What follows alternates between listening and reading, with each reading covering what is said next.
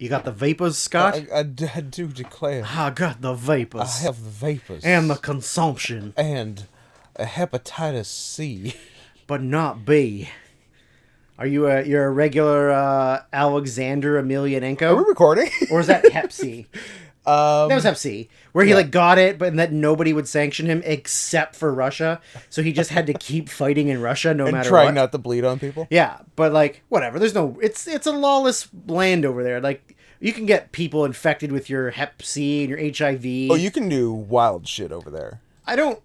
That's my end game. I don't want to go, but if I had to, I was gonna say I don't want to go, but at some point I'm going to have to go. Well, I mean, if to visit your long-standing family. Yes, absolutely. But that's India, not Russia. It's Siberia, Drew.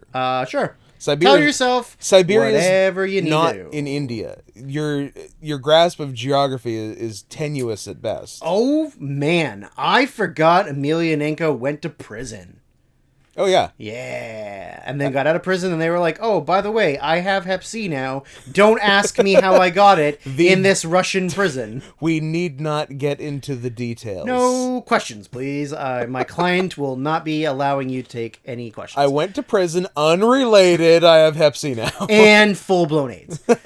Welcome to the podcast, everyone. I am Drew. That is Scott. We're gonna actually stick to saying our names. Okay, I like that. And Twitter handles at the beginning, as opposed to 40 minutes in, like last episode. Yep. It's really hard for both of us to keep any form of standards and practices. There's no run sheet. We don't practice anything. In fact, Scott and I don't talk in the days between podcasts. Drew, everything is the day of. Are you going to stop lying to the people? No, I'm not a liar. Gonna... I'm not a phony because my last name's not Hart. Are you going to tell the people also that we meticulously script this, practice it all week, and then do multiple takes until we get it just right? Why won't you tell them the truth? Do we truth? even write down the ums and ahs and silences? Yes, you have to write down the audible pauses, otherwise it seems too scripted. Drew, we've thought of everything. It does make for good audio when you plan out the what am I saying? Oh, right. What was the thing? Hold on, let me look it up. Let me see if I can find that. Let me see. Give me 10 minutes. What's that? Oh, my phone's vibrating on the table. We haven't set our Twitter handles. Oh, well, we don't have Twitter anymore. Twitter's canceled, Scott. All of Twitter's canceled? canceled? They got it. They fucking got them. The irony of canceling so many people through Twitter and then Twitter itself getting canceled. Twitter got canceled by MySpace. MySpace came back. Tom came back. They came back with a vengeance. It's a real story of the ultimate underdog. The Social Network 2, The Legend of Tom's Gold. Right? That is a good reference. I appreciate that greatly. I love the idea of a movie where you write a sequel, you kill off one of the main characters, but then he just has a twin brother. Yeah. So it's like it's very funny. Yeah. They did that in something else too, right? Face Off. Oh no, it's in what's the Beer Fest. Oh yeah, where they kill off Kevin Heffernan's character, but then they just bring him back as his twin brother, who's a better drinker. I mean, it's pretty good writing. I do enjoy that. It's funny. It's just such a weird thing of like, here's this main character that people love Dead. in Curly, and then they're like, bah, we don't need Curly. What we need is Burly. I don't think his name's Burly. I think his name's something else. Way his name is Burly. His name is definitely not Burly, but I can't tell you what it is. No, I can't either.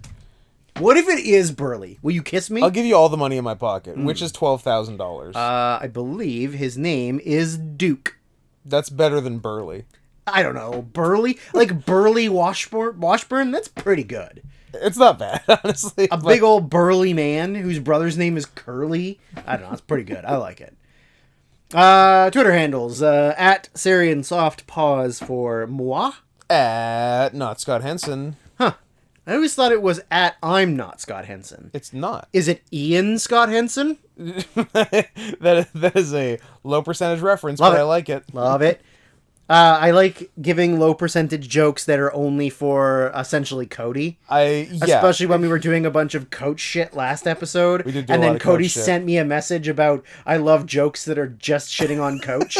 But like it's only for maybe max 3 people. But I think it's even fun for strangers to, like, I think it was fun for everyone to hear about Coach last time. I think Coach sucks. I think it's fun to shit on people that other people will never meet. Yeah, but it's fun to hear about someone that sucks. Because they're like, hey, yeah, I'm better than that guy. 150,000 people in Mexico. Yeah. I trained The Undertaker.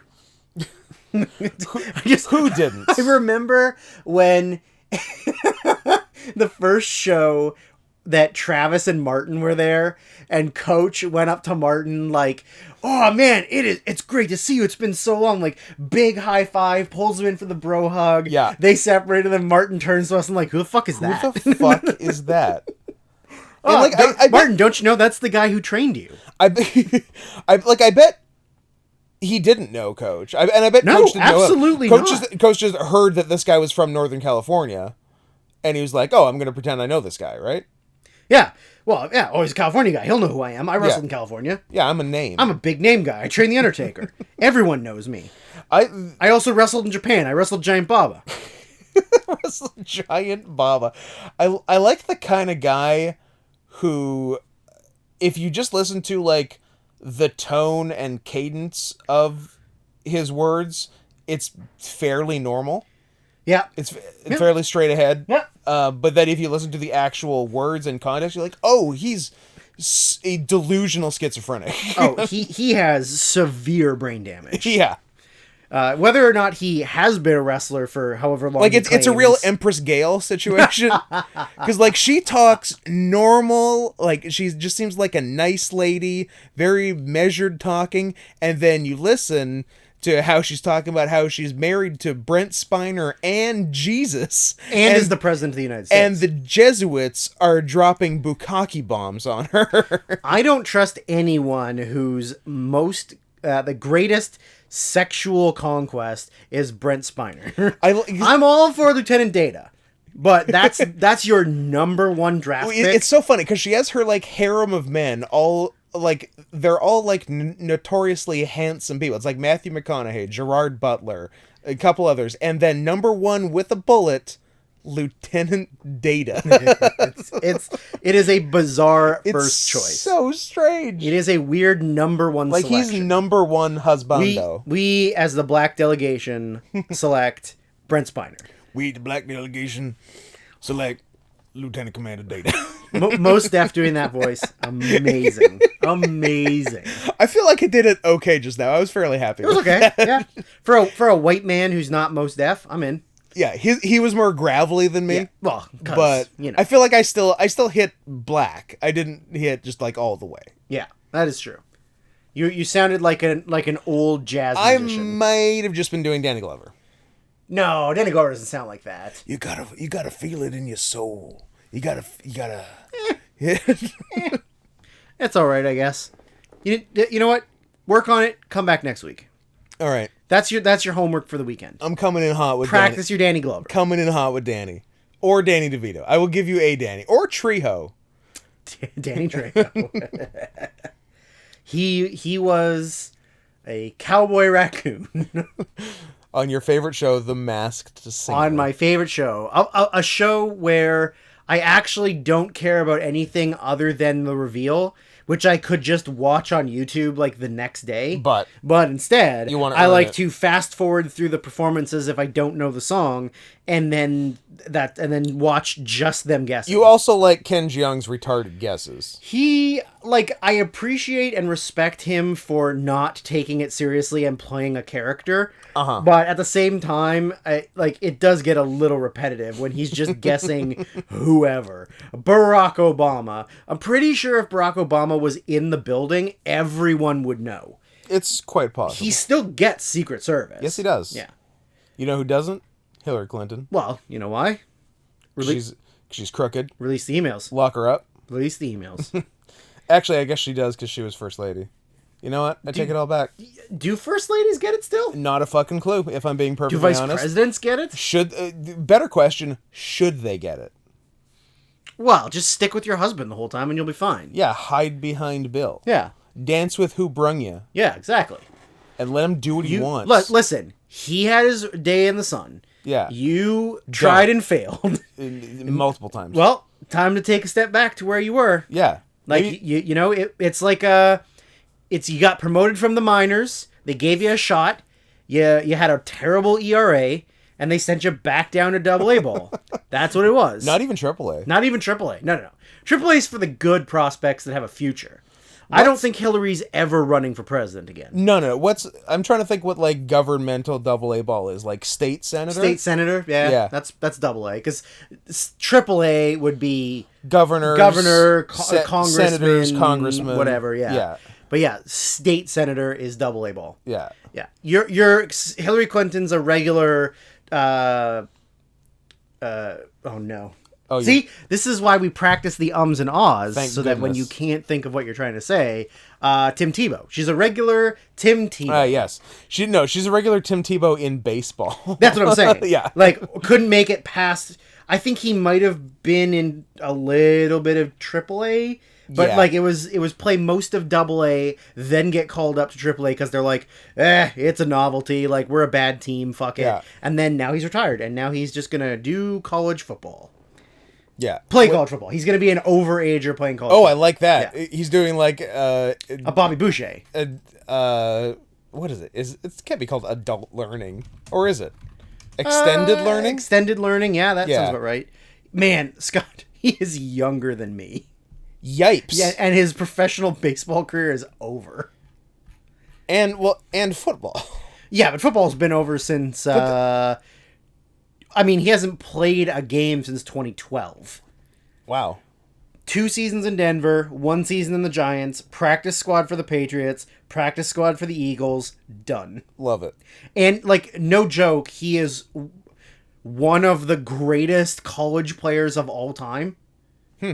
And, yeah, his career was 3 seasons in the NFL, and I think maybe 3 seasons minor league baseball, maybe 4. I didn't know he was like all-timer college. I thought he was good. I think he's, like, I mean, I don't really follow college at all. Sure, you love college. Okay. I do, you know what? Okay, you know I'm what? lying. I am lying. I am a phony. Okay, we're no longer talking about Tebow. We got to talk about the bracket. Oh, I mean, we can definitely talk about the Brad. I have his college stats here. Like, They're good. I mean, in 2007, he had 23 touchdowns, for well over 3,000 yards, with a passing percentage of 66.9%. Okay, that's good numbers. Like, that's pretty decent. And then his last year, less yards, less touchdowns, but his pass percentage was up to 70.1. Okay. But he did get sacked a lot. But, like, yeah, I mean, I think as far as quarterbacks go, he's one of the better. I mean, in like a more recent time, maybe not. Yeah, but maybe not of all time. But very, very good. But very, very good for like, like the last 25, 30 years. Yeah. Also loves Jesus. Post OJ. Yeah, OJ wasn't the quarterback though. I know, but just like football players. Football players, yes. The juice is loose, baby. Yeah. But yeah, let's talk about our final for NCAA March Madness bracket. Yes. So it was released I released it on Twitter. Scott retweeted it. Yeah. It is so it's there if you want to see it. I like that the finals, like the actual game, is on True TV. The finals? It says watch on True TV. That's a strange place for the NCAA finals to be. But far be it for me to it's tell them how to also do on their- TBS. That makes a little more sense. It's on both, yeah. So if you only get True TV, Everything will be over by the time people hear this, right? there's games Saturday, Sunday that'll go to the Elite Eight, Yeah. and then I don't know when the games are after that. I would they took because the last games were on maybe Monday. Okay. Monday or Tuesday. Then they took like a big ass break because I guess they just. People are hearing this on April 5th. Well, let me tell you. The finals are on April 5th. Oh, perfect. So today, Stock finals, baby. you'll know who the winner is. Yeah. But yeah, as of right this, I mean, as of a bunch of days ago, Yeah. we are, the brackets. I don't know. I can't even. It's too hard to lie about this. Anyways, so Scott and I sat down after last episode. Yeah. And unfortunately, it was during the first night of games, so there was already some results that we knew. But whatever. It was very hard to find a bracket to fill out. Well, yeah, that's the problem. So like all of the ass. brackets were you had to, because they were betting brackets, so you had to pay to play them. Pay to play, gay for pay. Absolutely. Either way. Yeah. That rhymed. Tippy tippy day day. So we had to find like a blank Excel. It's an Excel sheet, right? It was, or like, I think it was like a printable PDF. Or a printable PDF. Yeah, it was a printable PDF. Yeah. So it allowed you to edit and stuff and save.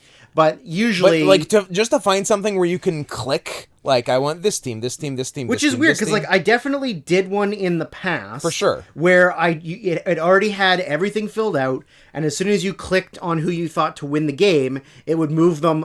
automatically moved them to the round of 32, the next 16, one. Yeah. blah, blah, blah, right? Life was easy. It was, and I didn't pay for it, because why the fuck would I pay for it? We had it so good. I don't care about college sports. Except for when it comes to March Madness, and not even for the basketball For the reasons you might think. I very much enjoy basketball. I am a basketball fan, but I don't care about college sports. sports. Professional sports? I only care when the athletes are getting paid. Yeah.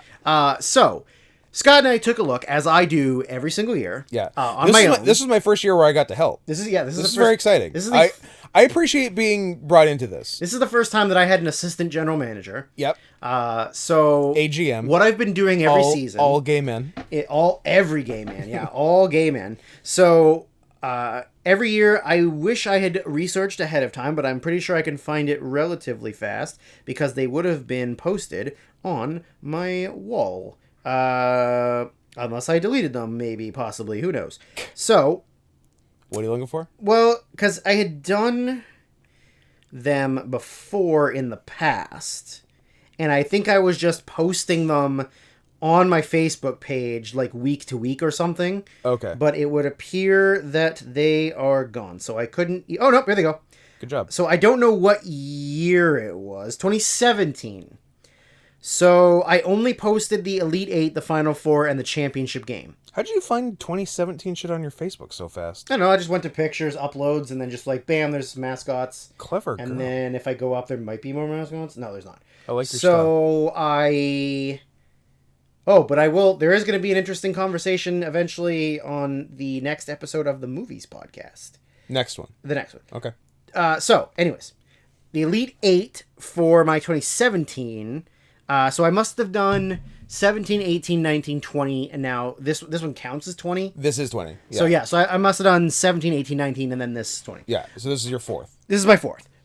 So everything... Now, I will admit, I made a boo-boo. I made a honey boo-boo. Oh, no. Because on the Twitter, I said it was based on ferocity.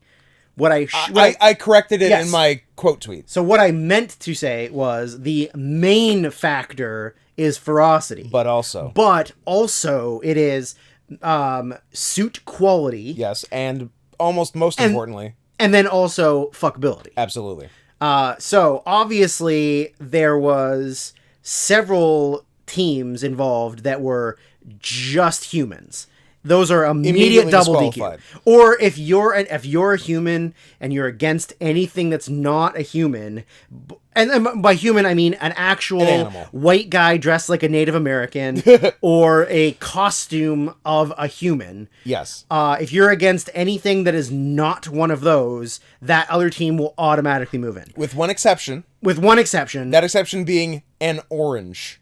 An orange. Well, orange looks like a person, so that's true. Also lost. It's a person. So there was only two double DQs this year. Yeah. So it goes on based on the ferocity of the animal. Essentially, like, does it look like like an anime cartoon character, or does it look like it's a mean, tough badass? Can it kill me? And then from there, can it hurt me when we're having sex? Can it hurt me? But I want it to hurt. Yeah, when we're having sex, will it hurt me, and will I like it? Do you really want to hurt me? Yeah. So, and then after that, it goes to the... Oh, there you go. So then from there, it goes to the quality of the suit, which is hard sometimes, because there are definitely schools that have a mascot for football, Yes. and a mascot for basketball. Now they're the same character, but there might be two different uniforms or suits. And often with like a great disparity in quality. Yes, absolutely. And there's definitely some where you can tell, like, okay, this guy's outside in the heat. It's a different suit so that he doesn't die. Correct. This guy's inside a basketball gym where he has to do slam dunks at halftime. So the suit is a lot more flexible. You know, there's a lot of disparity between the two of them, but it's essentially it's the same character. Now, since we both don't really know college football or basketball, basketball even. No, I meant both. Okay, yeah. We can't really which is which figure something. Yeah, sometimes unless it's hard. we see a picture of them like on the court. Yeah, they're if they're on a football field or on a basketball court, we can tell. But sometimes there's just two pictures. They're just like on campus. Yeah. So we just sort of go like, we'll give them benefit. This of the doubt. one looks better, so let's say it's this. For we'll, the sake of this bracket and argument, we'll base it based on the best that school can put out. Yes. Which I think is very generous on our part. Very generous. I think sometimes we're being too kind. And there was definitely a couple of them that if the other mascot was the basketball mascot, it's out way earlier. It would have been out way earlier than it actually was. Yeah, so there's some real uggos. I'm looking at my Elite Eight, yeah. and of these teams from 2017, only 2 of the 8 were in this tournament this year. Wow! So there was a big changeover. Yeah. However, the 2017 ones are not important. Yeah. I will just post these pictures on Twitter after the episode goes up so you can see who I had in my Elite 8 and Final Four and championship game for 2017. Now, the only thing I will say is that for 2017, as well as 2018, as well as 2019, there was one team that has won every single year. The North Korea of these are my North basketball. Korea of college basketball. Never lost, undefeated record. They have won every March Madness in existence. Never lost. So every year, like it's not like I go in thinking this team, like I'm just gonna put them in the final. They automatically win. We went round by round. Well, and also too, there are new teams in every year that I've never seen, right? Like, I'm sure if I looked up the best college basketball mascots, there might be a better one. There might be teams that are bad teams that don't make the tournament that have an amazing suit. Yeah, like Arizona State might have a killer thing. No, there's a Sun Devil. It's a dude in a devil costume. Oh, it is Sun Devil. It sucks. I don't know, UCF. No, theirs is some kind of Indian. I think they're the Seminoles, maybe? Southern Baptist University. Well, I don't think that exists. I'm almost sure it does. Well, Southern Methodist does. Yeah, but SMU. I'm sure there's a Baptist. It's not going to be a good costume. Because it's going to be something like... You never know when a highly Christian school happens to have a lot of good furries. It's a horse named Peruna, and it looks okay. Okay. I've seen worse. That would have made it out of the first round, depending on opponent. Anyways, so the North Korea of Drew's mascot NCAA March Madness bracket every single year since the school was founded and since the March Madness brackets were founded is the Virginia Commonwealth University Rams. VCU. Their mascot is 100% the best head, the best face. He's super jacked. Yeah. And it just looks great. Yeah, he's getting it on... Because, I don't know, I guess rams are kind of ferocious, but they're certainly more... They're tough. They're an herbivore. They live on the side of fucking mountains. They do, but they're not eating other animals, so it's like... I mean, you know what? This one could. Rodney the Ram could if he wanted. But this guy is getting in on suit quality, first and foremost. Yeah. Maybe the highest suit quality. And 2, as previously stated, he's jacked. He is jacked. Fuckability factor also high. Now, I feel like this 2017 bracket, just looking at these final 8 pictures, had better options than the 2021. Because the final there 8... a lot of amazing ones in 2020. The final 8, all of them are pretty good. Yeah. There's one really outstanding one that is the Middle Tennessee Blue Raiders. It's a blue horse. Okay. But it's a good horse? It would appear to have a thunderbolt, like, for the mane. Okay. But it also kind of looks like it has wings. Interesting. So it's unique. I like it. It's a Pegasus type. It's a Pegasus. I'm a Pegasus. I get Pegasus. Yeah. I was going to say, I don't think you're a No, Pegasus. I don't do the pegging. I get pegged. Except for my butthole's too tight. I don't think anything's fitting in there. Stuff comes out easily. Not with that attitude. Anywho, so Scott and I sat through and we looked through every single team for every single game and compared. Can I tell you that it was the most fun you've ever had in your life? One, it was really fun. But at the same time, I am very disappointed at how many cats there are and how few good cats there are. Yes. Like, get some good cat suits out there, guys. They exist. Trust me. I've seen it. Just to give you a spoiler, there's 2 really good ones in 2017. The Cincinnati Bearcat, pretty good, and the Virginia Catamounts. Catamounts? Pretty good. Catamount sounds like a part cat, part horse. It would appear to be, I'm going to say a mountain lion or a puma. Okay, I like it. For the viewing public that's at a higher home, tier cat. I will show Scott, and you won't be able to see it until, well, you'll see it when this comes up. You can look it up right now. All y'all can look it up. What's the school again? Cincinnati Bearcats. Cincinnati Bearcats and the Middle Tennessee? The Vermont Catamounts. Vermont Catamounts. So this is that's the Bearcat. Bearcat's good. Pretty good. Good head. I think he's got one piece body, like his hands and arms are one piece. Are his because I'm a little ways away from the computer. Are his like whisker dots sort of a mustache? Kinda, yeah. Okay. I don't know if that's super intentional or they just are. That's just they look how they like go. Whiskers, but it's a good head. And then it's a nice head. Like that's a top 4 head in 2020. Honestly. Yes, absolutely. Yeah, like this one would go probably Final 4. That's a Final 4 head. Now, unfortunately, it's not in the tournament. I would like you to give me some Final 4 head. I'll give you Final 4 with my head. Okay. So this is, what's the best picture? That's okay. I think this is the one I used. That's a bad one. Yeah, like I'm saying, like there's the same mascot, but there's 2 mascots. I don't think you're gonna be able to see this one. I might have to. Let me see. Okay, pretty good. Yeah, like I like it. That cartoon one is good. This one. Yeah. Yeah, that's a good one. That was good. That was another thing. There was one game. I don't remember. It was because we had Utah State.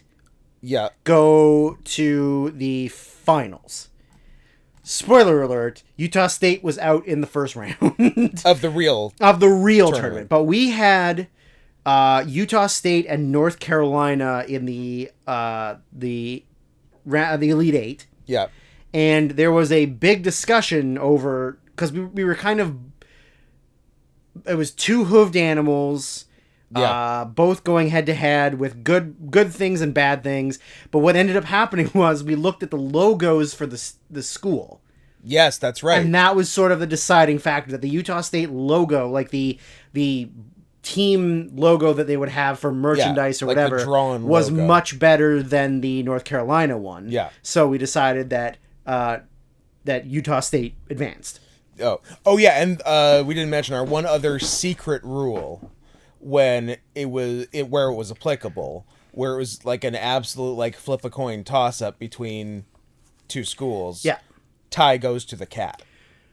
Tie goes to the cat, except there was one that we had. Yeah. That we were kind of like, I don't think the cat wins. Well, because it wasn't a tie. Yeah, I think it was pretty close though. I know it was close, but I feel like something put the other one over the edge. I don't remember what it was. So hands or a tail or something, or shoes, or feet. And it was feet. Drew, it was one feet. had shoes and one had actual it was like feet. It was paws. Costume suit feet. So you can see the bracket right now on Twitter. Yep. As of it's hard. After the first round, we were already out most of our teams. Yeah, so it turns out good mascots don't correlate to good teams. There was a lot of humans advancing, which sucks. But even when we got to the round, like to the 32 to the 16, so at the Sweet 16, we only had 3 left. Yeah. We had Villanova, we had Houston, and we had Creighton. The most unfortunate thing for real fans of the tournament and not fans of my tournament is that VCU in the first round played Oregon, except for they didn't play Oregon. They had to pull out because of COVID protocols. Oh. So VCU didn't even get to Didn't play a play. game. So they had to immediately forfeit, Yikes. which took out our whole half of our bracket. That's literally half a bracket. Because VCU was in the finals against Utah State. So that's amusing. as of right this second, who's left? we the only thing we can hope for is that Houston goes to the Final Four, because we had if Creighton wins, then they move on, but we had VCU beating them. Yeah. And if Villanova goes on, we had North Carolina beating them, and VCU and North Carolina are both already out. So Houston has to win whoever they're playing in the Sweet 16. Then they have to go to the Elite 8. And then if they go to the Final Four, we at least get 1 out of 4. Pretty good. And what is Houston's mascot? Houston, I believe, was a cougar.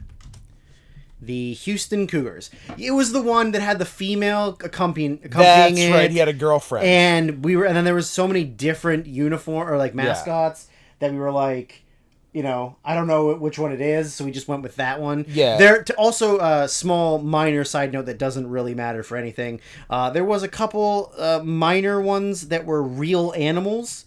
We allowed it in the first round, but after the first round, you're out. Losing. Yeah. So if there was an animal versus like a non-animal, the animal. I think there was only a bulldog, and maybe one and other. A horse. I think a horse, maybe, or a goat, an anteater. No, I don't think it was that. What? The a pangolin. Northern Arkansas State aardvarks. Pangolin would be pretty good. Yeah. But yeah, so anyways, check out the bracket. I will update it as the tournament goes on. I imagine by the Final Four it will be completely redded out because we will have no teams left. But I guess I'm a big Houston fan going forward. The initial post would have been March 22nd by you, retweeted by me the next day. Why didn't you do it the same day? Because you were busy? No, because you posted it late at night, and I wanted to post it in the middle of the day the next day, so it got more traffic, just for you.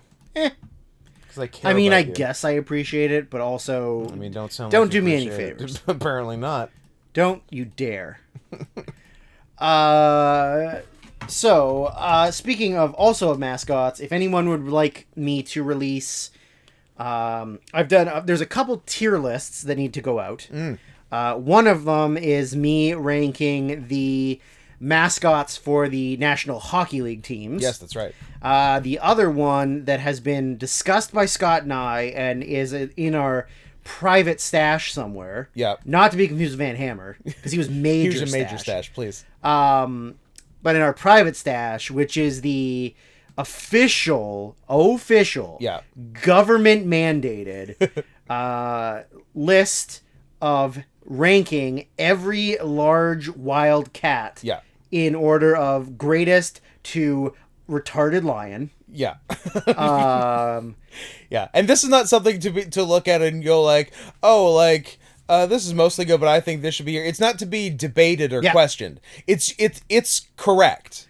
So here's what you do. You look at it and you say, oh, yeah, that's right. Oh, I didn't realize that this went here or this was higher. But now I know because I've been told. We are giving you the proper, real information. Look at it and shut up. This is the information that the government doesn't want you to have. Exactly. Yeah. We're the Matthew Lescos of big cat ranking, and we're gonna give you the inside scoop on what big cats are better than other big cats, so you can get government grants. Yeah, this is the official... We're both wearing suits covered in question marks right now. Yeah. Yes, was he the Riddler? It was question marks, not dollar signs, right? He was question marks. I swear. Yes. He was literally just the Riddler. Yes. But the Riddler who told you how to get government grants. How to scam the government for free money. Yes. I mean, that sounds like the Riddler. I guess. The Riddler was anti-establishment, wasn't he? Bruce, Batman, when is socialism not communist? I mean, Bruce Wayne is the ultimate Republican superhero. Absolutely. So you'd think that... Rich white guy who spends all of his fortune beating up the homeless and mentally ill. That's a Mike Lawrence joke. I believe so. Yeah. A very very like astute joke. I feel like if anyone listening doesn't know who Mike Lawrence is, Check him out. You should look up his comedy album from 2015. Maybe 13. Maybe 13. Sadamantium. I'm going 13. What do you think? Check it out. Look it up. A real underappreciated, underrated comedian. Although I feel like he hasn't done a lot lately. He has a second album which was good, not as good as the first. 2013. Boom. He was on at midnight. So he was enjoy very funny that. on at midnight. But yeah, he's got some good jokes, real good jokes. Really enjoy his work. If you want to hear about a burlesque clown, you want to learn about him spending a lot of years working at McDonald's. Working how many years at McDonald's? And having somebody crush his life by asking him a silly question. Yep. But yeah, anyways, Mike Lawrence, check him out, he's funny. Yeah. So, now that we're done the mascots talk and the plugging comedians we don't even know that we think are funny. Yeah. So when can people expect these other tier lists that with NHL mascots and big cats? I will release them as the day after this podcast. April 6th, you say? April 6th, I will release my Make a note. NHL mascots and my big cat tier lists. I like it. I will make a note that this is going out. And we will see how you feel. Now, the same rules apply for the NHL mascots. Same rules. Anything that's not an animal is immediately at the bottom, and they delete this category. Yep. Then after that, it will be a matter of which ones are cats or cool, and which ones are lame. So, stay tuned for that. All I know is that Nash is S rank. Nash, who we met in person. Good guy. Good guy. Sweet suit. Yeah. Got to take a picture with him, and I feel like that was more important to you than being at the game. Oh, 100%. You were like, oh, their mascot's probably something cool. I'll go to the hockey game. Yep. As opposed to sit in the car with the windows slightly cracked outside. I feel like we didn't even all sit together. I feel like you and I sat together. I guess we got scalp tickets, and Joe and Steve sat like a row or two behind us. Yeah, I think that's right. Yeah. Well, and like 6th row for $15. Yeah. Oh man. This is also a really low percentage because I feel like the fans really love when I talk about hockey on the podcast, especially hockey in Tennessee. Growing up as a Canadian, you have to at least acknowledge hockey as the major sport. I refused. I always refused. I don't know if that's true. I was a baseball boy. Did you ever come watch me play? I feel like maybe you did once. I don't know if I've seen you play hockey. Huh. Maybe it must have been like Dan and Kelly or Chewy and somebody. I mean, I played with Chewy, but I don't think anybody came and watched us. Well, Scott, you're missing out. I'm a goddamn fucking perennial all-star. That's what I heard. I'm like, I'm one of those guys that puts a lot of pucks in the net, but then is lazy on defense. I heard you were a goon. I mean, I've gotten in fights before. I heard you're a real Liev Schreiber, Sean William Scott type. Could you tell me either one of their character names? Liev and Sean. Done. As themselves. You nailed it. Also, since everybody loves me talking about hockey and the hockey podcast, I would like to suggest or recommend everybody go watch the Goon movies. They're pretty good. Anyways, so as everybody loves my hockey talk, where was I going with hockey talk? I feel like just talking about hockey. I don't know. We're going to talk about the Calgary Hitmen jersey? That'll come up later, for sure. There's definitely some minor league hockey conversation coming up. Nope, I feel like I had an important point, and then we got off track, and then... I can't imagine that's true, but... No, I mean, we definitely planned all of this confusion, and then I'm going to remember in 30 minutes. But yeah, that's the way that we wrote the script. Yes. Nope, it's gone. I'm sure it's gone forever. We really shouldn't talk over each other when we're trying to come up with ideas. Disagree. Okay, I also disagree. And I also like when you talk and then I very quietly whisper into the microphone so only the fans can hear me shitting on you. I can hear it. No, you can't. You cannot hear me. You are a real big dum-dum. Speaking of hockey talk, this is episode number 4 of the In Your House podcasts. Yes, it is. We are at In Your House number 4, live from Winnipeg, Manitoba, Canada. A hockey town. Home for the rest of this year of the Winnipeg Jets before they move to Phoenix and become the Phoenix Coyotes to then become the Arizona Coyotes. Because, what? They stopped playing in Phoenix, but we're still in Arizona? I mean, they've always been in Glendale, so... Oh, they just realized... But I guess they just realized figured... that Glendale wasn't Phoenix? They just figured that Arizona sounded better than Phoenix, I guess. Couldn't they be the Glendale Coyotes of Arizona? You know what? I would have appreciated it and respected them a lot more if they did that. Angels style. This is also where the home of the American Hockey League's Manitoba Moose, who were at the time the Vancouver Canucks farm team. That's where they played. And so yeah, this is the first pay-per-view outside of the US since SummerSlam 92. I suppose it is. Did they do anything in Montreal? No. Montreal's later. Not. And I Vancouver's later. Is it the first in Canada since WrestleMania 6? I would assume so, yes. Yeah, probably is. I'll try to look it up, but I make no promises. Or was there something in Hamilton? Did they do something in Cops Coliseum?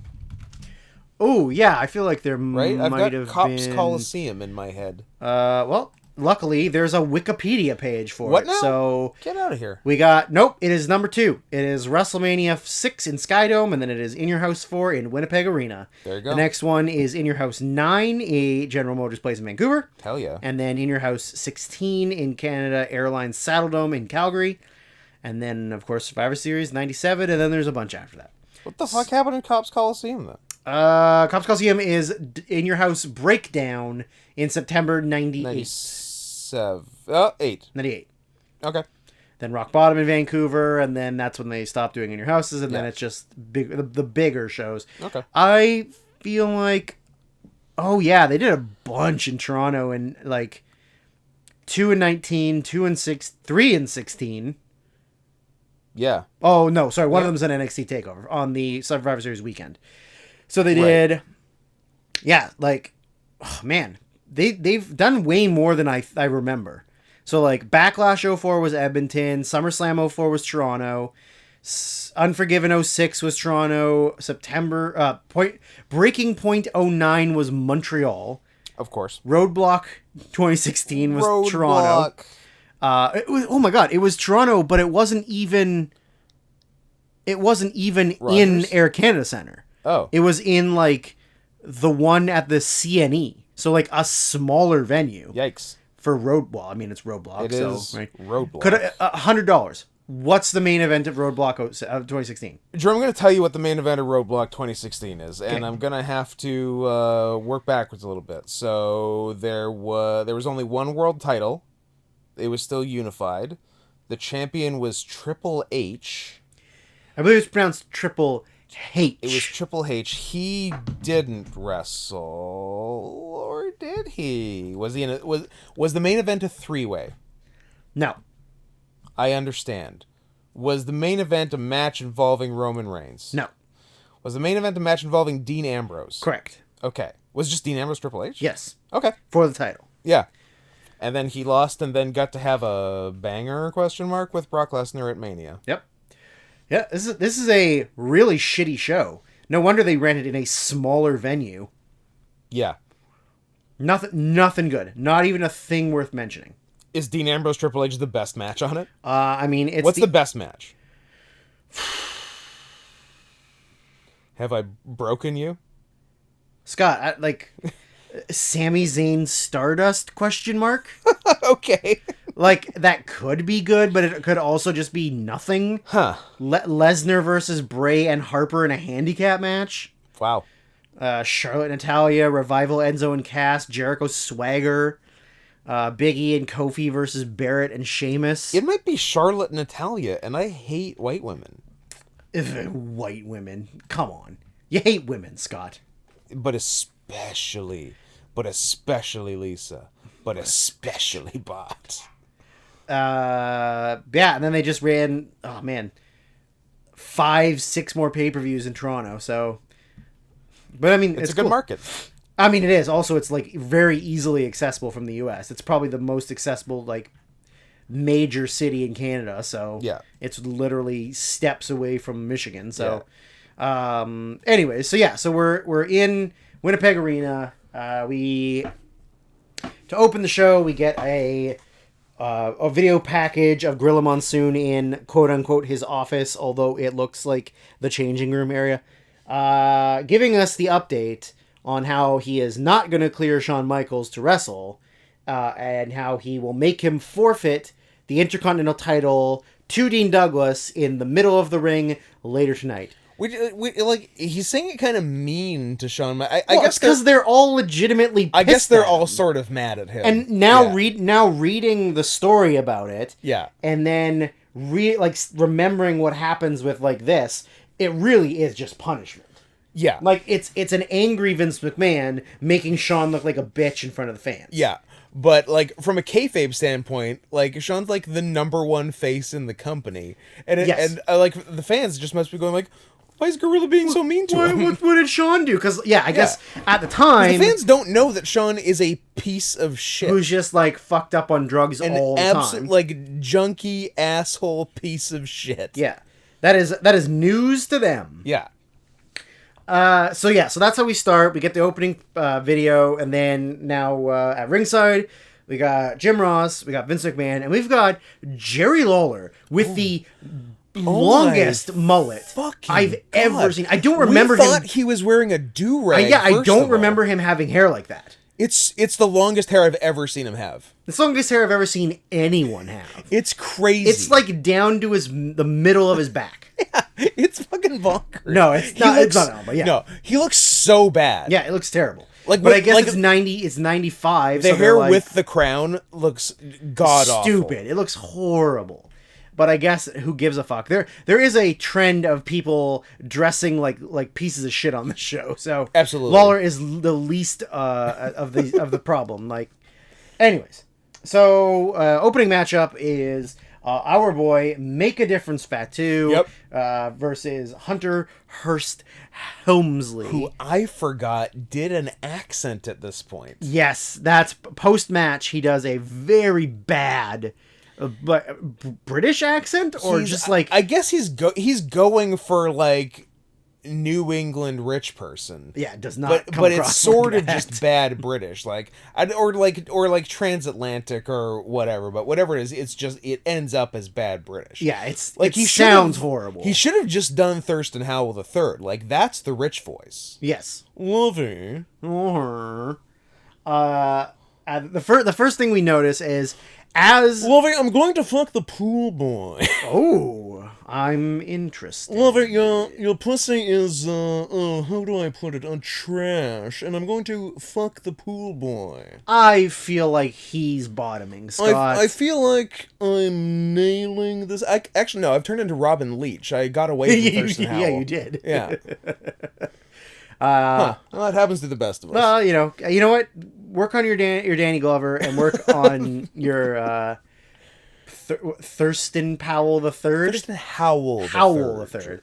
I don't know. It's been years since I've seen that show. Since you were watching first run episodes of Gilligan's Island. I feel like I watched it a lot when I was like really young. Like, it would be on television while I was doing something else at my grandparents' house or something. Yeah, it was in syndication a lot.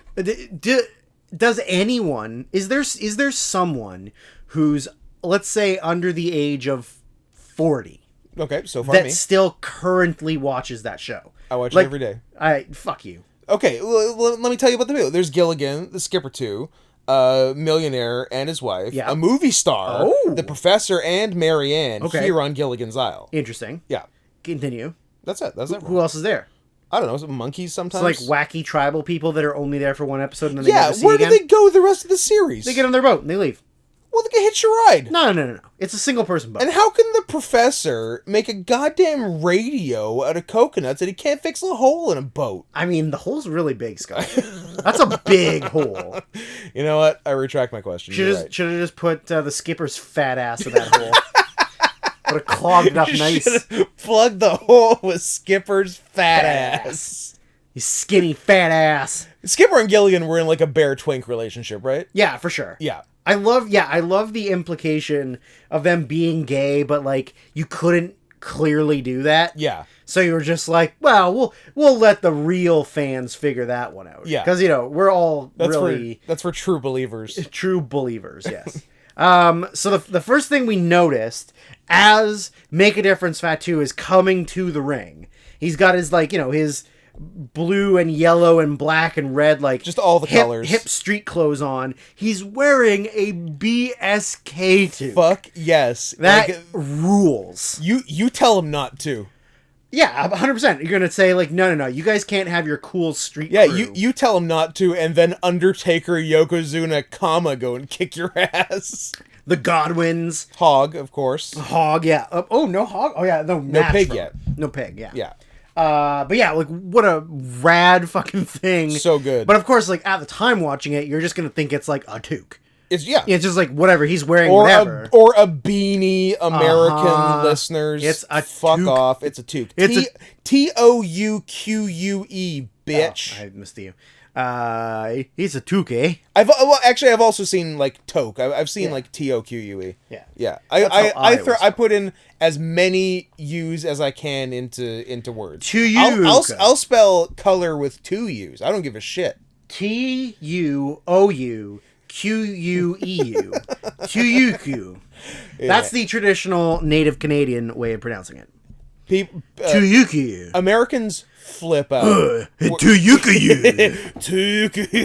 Americans flip out when they see how we spell check, like a bank check. Check is one, yeah. They're like, what do you mean there's a Q involved? What are the other things that I hate? Like, okay, do you call it a sweatshirt or a hoodie? Like, I mean, if it's a pullover with a drawstring and a hood, it's a hoodie. Sure, but you don't just call everything like the broad term of a hoodie? Or do you call it like a sweatshirt or a hoodie? If it's hooded, I will call it a hoodie. If it's not, I will call it a sweatshirt. Okay. I think there's a line of demarcation between them. Fair. Yeah. You'll call a hoodie a sweatshirt? I mean, I just use it as a broad term. Like if I was to say I'm cold, I'm gonna grab a hoodie. How about a jumper? I would just put on whatever. You call it a jumper? Are you British? No, I don't call it a jumper. I'm not gay. You call it a blouse? Game blouse? No, I'm not. It doesn't matter if I'm getting an actual hooded hoodie or just like a pullover something. Yeah. It's just a broad term for like a sweatshirt type, hoodie type thing you put on to get warm. How about a term for broads? Broads? Yeah. Broad Street? Broad Street Bully? Broad Street USA? I don't think it's Broad Street USA. Broad Street, Atlanta, GA. Broad Street, it turned me gay. So Triple H comes out, Hunter Hearst Helmsley,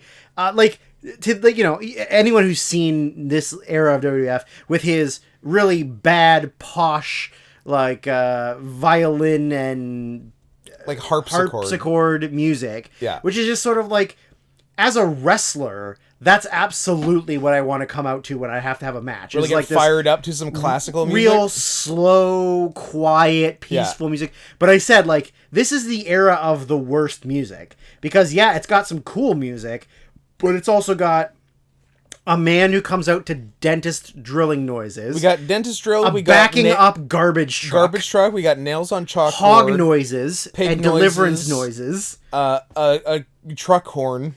A truck horn. I mean, it does have regular It goes into the blues. But yeah, like the general like laziness of, I don't know, what is he? He's a pig farmer? I don't know, just like pig noises. Oh, and literally toilet noises. Oh yeah, toilet noises. Yeah. Yeah. So it's like, you get some good, you get some bad. You take them both, and there you have the facts of life. Exactly. Yeah. So, as the match starts, and I was like, I not fully looking at the TV, and Scott loses his mind and goes, hey, go back. So I rewind, and he goes, look at the bottom of the screen.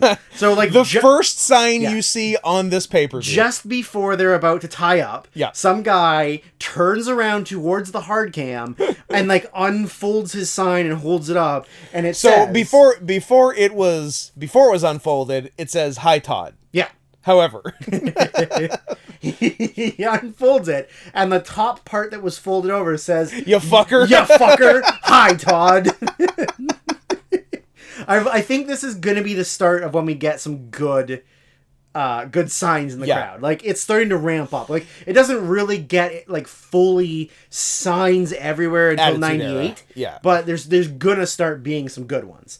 Yeah. Because like this is when everybody's sort of like, it's cool to kind of be a dick or an asshole. Let's just say stuff, and if they take it away from us, like, oh no. Yeah. So what are you gonna put me in wrestling jail? Yeah. What are they gonna do? Suck my butt?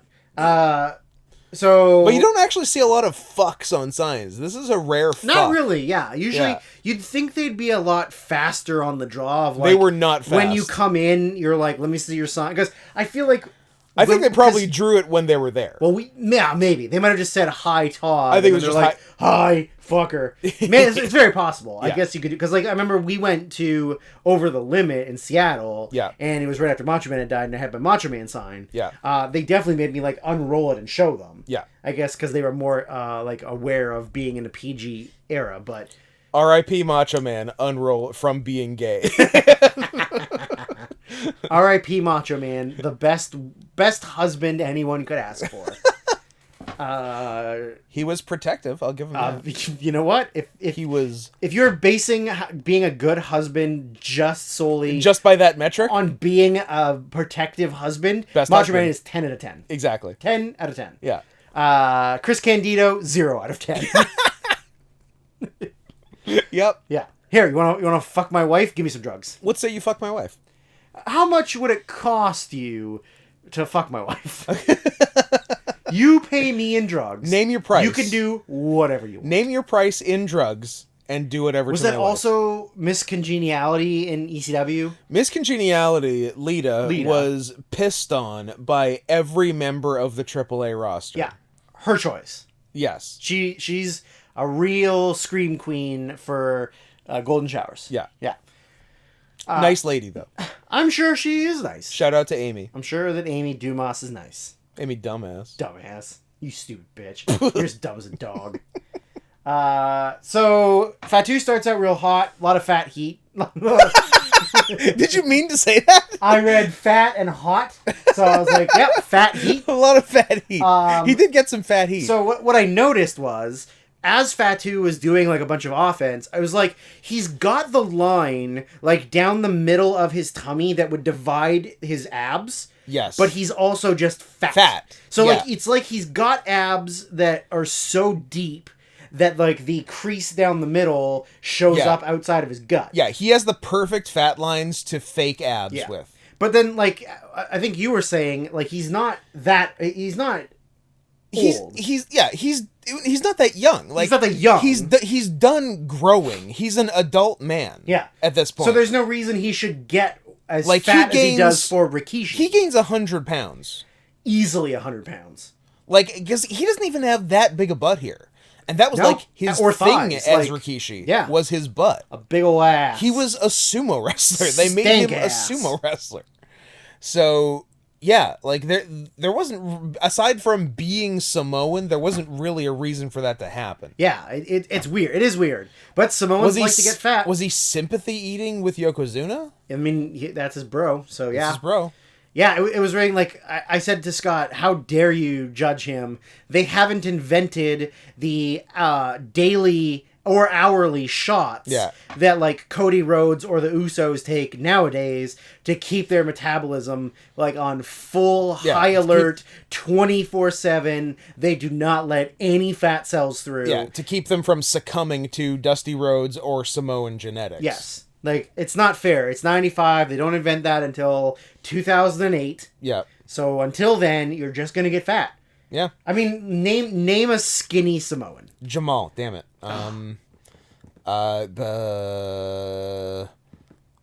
Like, Samu was like the smallest and he was still fat. He was thick, yeah. Yeah. Yeah, you can't. It's impossible. It's impossible. It doesn't exist. So...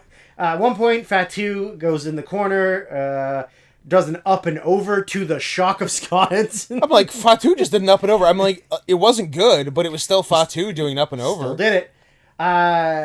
Fatu does the awesome Oh, it was so Like, smooth, and I would yeah. never do it. It's so scary. run at the opponent. Triple H sidesteps him and sort of guides him over the top, but he grabs the ropes and puts his head through it and then twists as he goes over. He puts his head over the top rope, and as he's going down, puts his head on the other side of the middle rope, and boom, hangs himself. Twists himself up. Like, Yeah. super smooth. Super and fast. Very fast, very smooth. Like, didn't actually look like it hurt. I'm sure it does because the pressure of the ropes. I've had my arms caught in the ropes, and after a while, it definitely hurt. Yes, because I gave you the Andre the Giant before. That's correct. Yeah, that is uncomfortable. Yeah, it was. But it's not like it's going to break your shoulders. You know, No. like it's he did it so fast and so smooth. It looked incredible. Yeah. So then Triple H gets the beat down on him while he's caught in the ropes.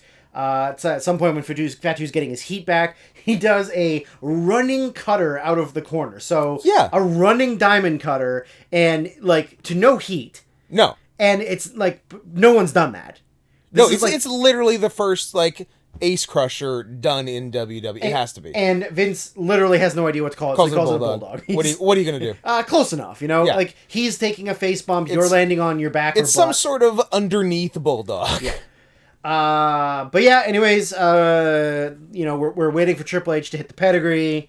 He's gonna do it. He does it. Whatever. He does it. Gets the win.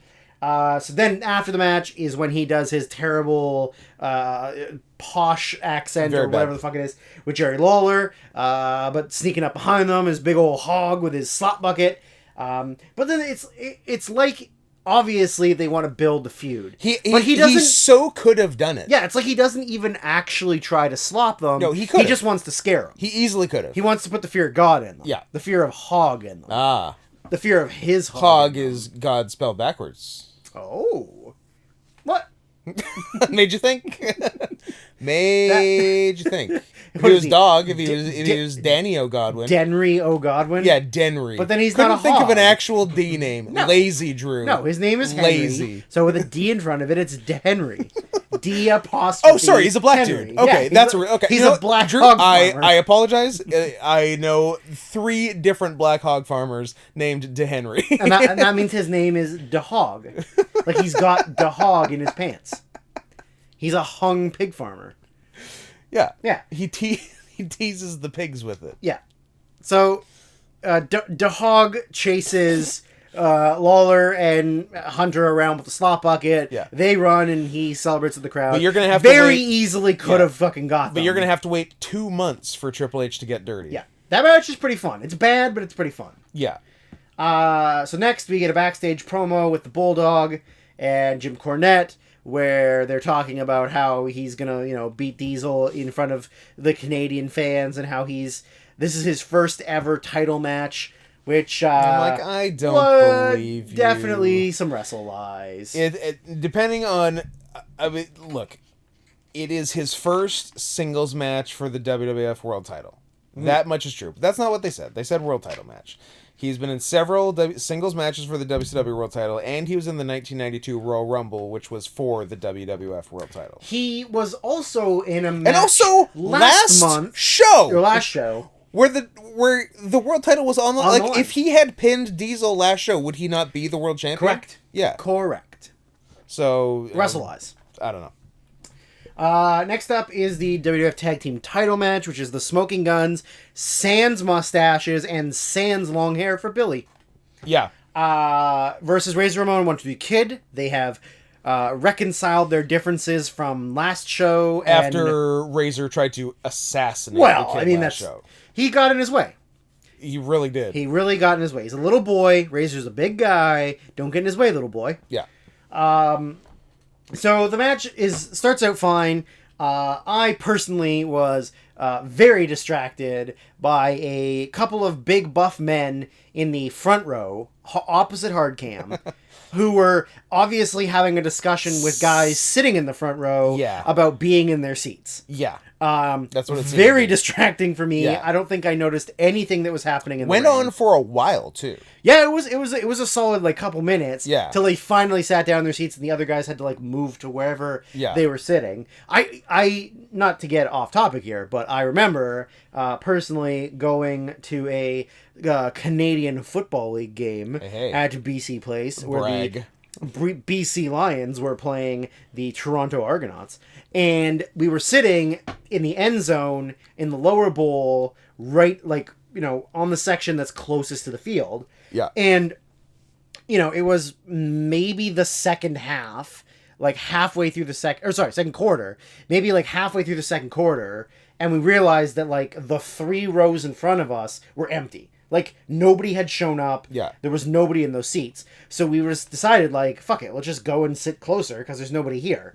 So we move the 3 rows down, and the usher lady comes and is like, no, sorry, you have to go back to your seats. We're like, why? Fuck off. We're like, literally nobody's sitting here. And she goes, no, back to your seats. So we're like, fuck, fine, whatever. So we go back up to our seats. So you killed her? It would have been a hate crime because she wasn't a white.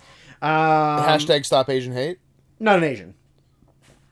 A lot tanner skin.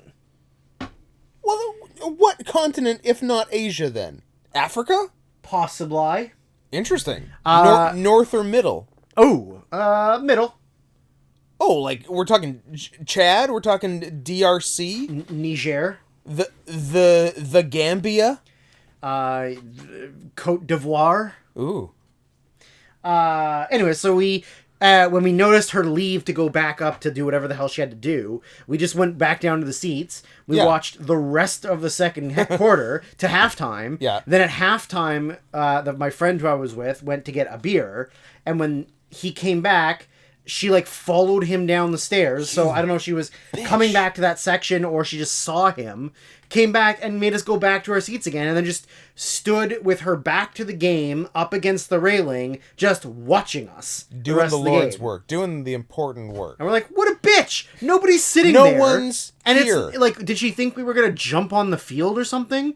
Yeah. Like, you think we're going to go try to hug Casey Printers? You know what, Scott? That was an amazing reference. Thank you. A little early, maybe. It might have still been Dave Dickinson. Okay. Noted CFL Hall of Famer Dave Dickinson. These are the references that people listen to. These are what people want. Yeah, they definitely... I mean, if anybody knows NFL, both of them had very small stints in the NFL, not like you would know. And if anyone wants to know how much money there is in the CFL... anyone wants to know. When Casey Printers won MVP of the league, the best player in the Canadian Football League, he made $60,000 that year. As the best player. Yes. So think about what all of the bad players make. Casey Printers was on the 2006 Kansas City Chiefs squad. There you go. Regular squad, not practice. Okay, regular squad. Yep. Did he play? No. He must have been their third stringer, I guess. I think he was third stringer. Or special teams, perhaps. I think he was third string QB and did not play a game. He played in the preseason and apparently was bad. And then... The end. That's the end of his career. Then he came back to Hamilton and then back to BC. Anyways, enough about the CFL because CFL's for losers. 3 downs. Get out of here. 3 downs and like it's just huck'em chuck'em football. It's not anything else. Yeah, as we were talking about it on Drunken Peasants last week, and I was like, 3 downs is bad, and then Ben pointed out, and the quarterbacks are bad, so it's all passing with bad quarterbacks, and the defense is bad. Yeah, that's why the scores are stupid. Yeah, every CFL game is like 94-60. I was gonna say 98-60. Hey, pretty close. We've been watching a lot of games. We're real big CFL. We watched fans. every CFL game. We're CFL nuts. Yeah. I like the Rough Riders, but also the Rough Riders. I'm a big fan of both Rough Riders. Yeah. Yeah. So back to the WWF in your house. So at some point, while I believe Bart is getting offense on Kid, is it JR who says it? Yeah. But, no. It's Lawler. It's Lawler. Yeah, so Bart shoves down Razor, and then Jerry Lawler says, oh, he shoves him down as easily as he shoved down the Kid. And then Vince says, actually, that was Billy King, but glad you're keeping on top of things, you fucking idiot. Yeah, that was pretty good. I do enjoy Vince like breaking character. Yeah, sort of. mean sarcastic Vince. I'm into it. Yeah. Then there, at a certain point there, I think it might have been right after that, where JR says that both Gunn brothers. Oh my God! got scholarships to Sam Houston University. Oh yeah, on rodeo scholarships. The fuck out of here! That was really funny. That was like, I love living the gimmick of like, no, like they're real cowboys. Like they went to university to do rodeo, to be cowboys, to be bull riders. Yeah. Now I will have very different feelings on that line depending on the context. If Vince wrote that for JR to say, I hate it. Yeah. If it was JR fucking around, love it. I agree. Yeah. Yeah, freelancing JR is very funny. Vince McMahon, not funny. Free balling JR, even funnier. Yeah, I bet you those are some saggy, stanky balls. JR, I guarantee you JR has the longest balls you've ever seen. Absolutely. So, like, this is sort of a recurring theme every In Your House we've seen. Bart takes an awesome through the ropes to the floor bump. Yeah. I feel like he takes it every match, and it's great. Yeah. Like, a real hard fall to the floor.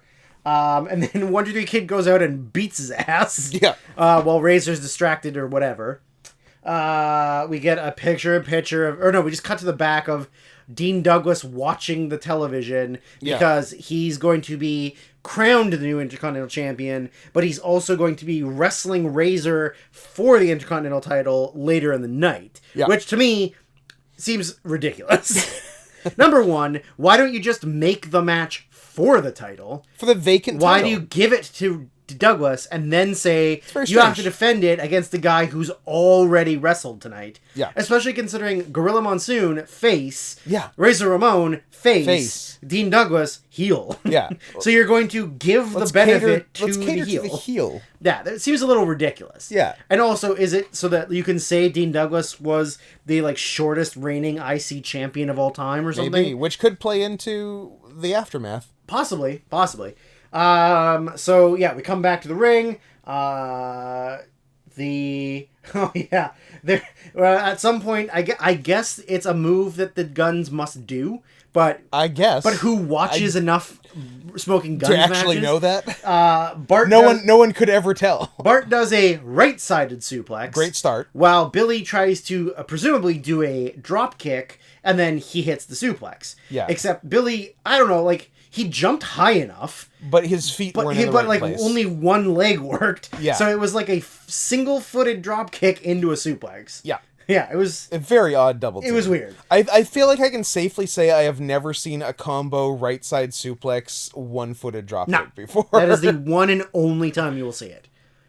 Then there's more offense. Kid and Razor sort of get their heat back. There's a really big crowd bites on a really big 1, 2, 3 Kid. Because like both, I think Bart and Kid were kind of out, and Bart was draped over Kid, and then but like the partners were distracting the ref. And then the ref was dealing with Billy, and then Razor came in and flipped him over with Kid on top of Bart now. Yeah. And ref comes back, makes the count. Crowd absolutely thought that was the finish. Ate it up. Yeah, they thought it was the finish 100%.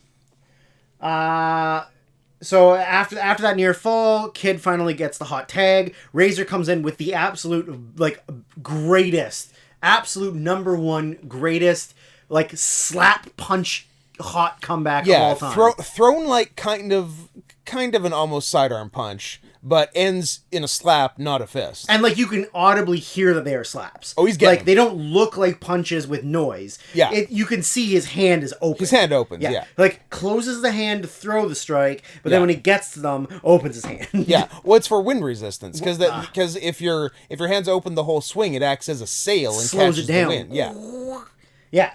But yeah, he hits, I don't know, 6 or 7 of them, and they are awesome. Yeah. Like, such great strikes. Yeah. So, Razor hits the Razor's Edge on Billy. Yeah. and he's going for the pin. He could just fucking pin him. Just win the tag titles.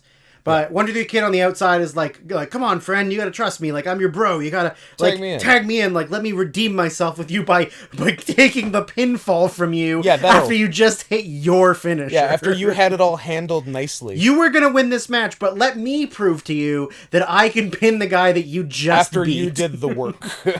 So Razor, I guess, is a good friend. Absolutely, wants to be a cool guy. Wants to mend the fences. If anything, too good a friend. Tags in 1-2-3 Kid, who immediately gets crucifix pinned for the loss. Yeah, and Kid's plan, like, he didn't want to, like, put a button on and then, like, hit another move. Yeah. He didn't want to hit his own move and pin him. He just lay on him after Razor did the move. And, like, lay it on him in the perfect position to get crucifixed. To be crucifixed, like, not face down. He like, I'm gonna put my back here. I'm gonna lie on him and put my arms out. I'm gonna put one arm around his head. Yeah. I'm gonna put one arm between his legs. And then, oh no! So yeah, Kid gets pinned immediately. Yeah. Razor is super pissed on the apron. As he should be. Then they get everybody's in the ring. The Guns are celebrating, and then a sad butt baby 1-2-3 Kid tries to like steal the titles and get some revenge on the Guns. Yeah. And Razor like stops him, grabs the belts, tells him like get the fuck out of here. You lost, bitch. Gives the titles back to the Guns. Gives them like I almost got you, but my partner's retarded. And then they leave. Yeah. Razor leaves, and then 1-2-3 Kid kicks both of the Guns' asses. Yes. But then Daddy Razor comes back. Hey. Stop it. Time to go. So then we cut to the back. We get Handsome Doc hawking some merch. Yep. It is cardboard cutouts of Bret Hart and Shawn Michaels. The Shawn Michaels one is for the ladies, and the Bret Hart one is for kids. Because if you ask Shawn Michaels, that only ladies are into him. Yeah. It's definitely not only gay men. Like, I'm doing play girls in the title, so women are going to look at it. Yeah. Drew, it's called Play Girl. It's not called Play Gay Guy. I think somebody like pointed that out to him at years later, and he definitely felt like stupid about it.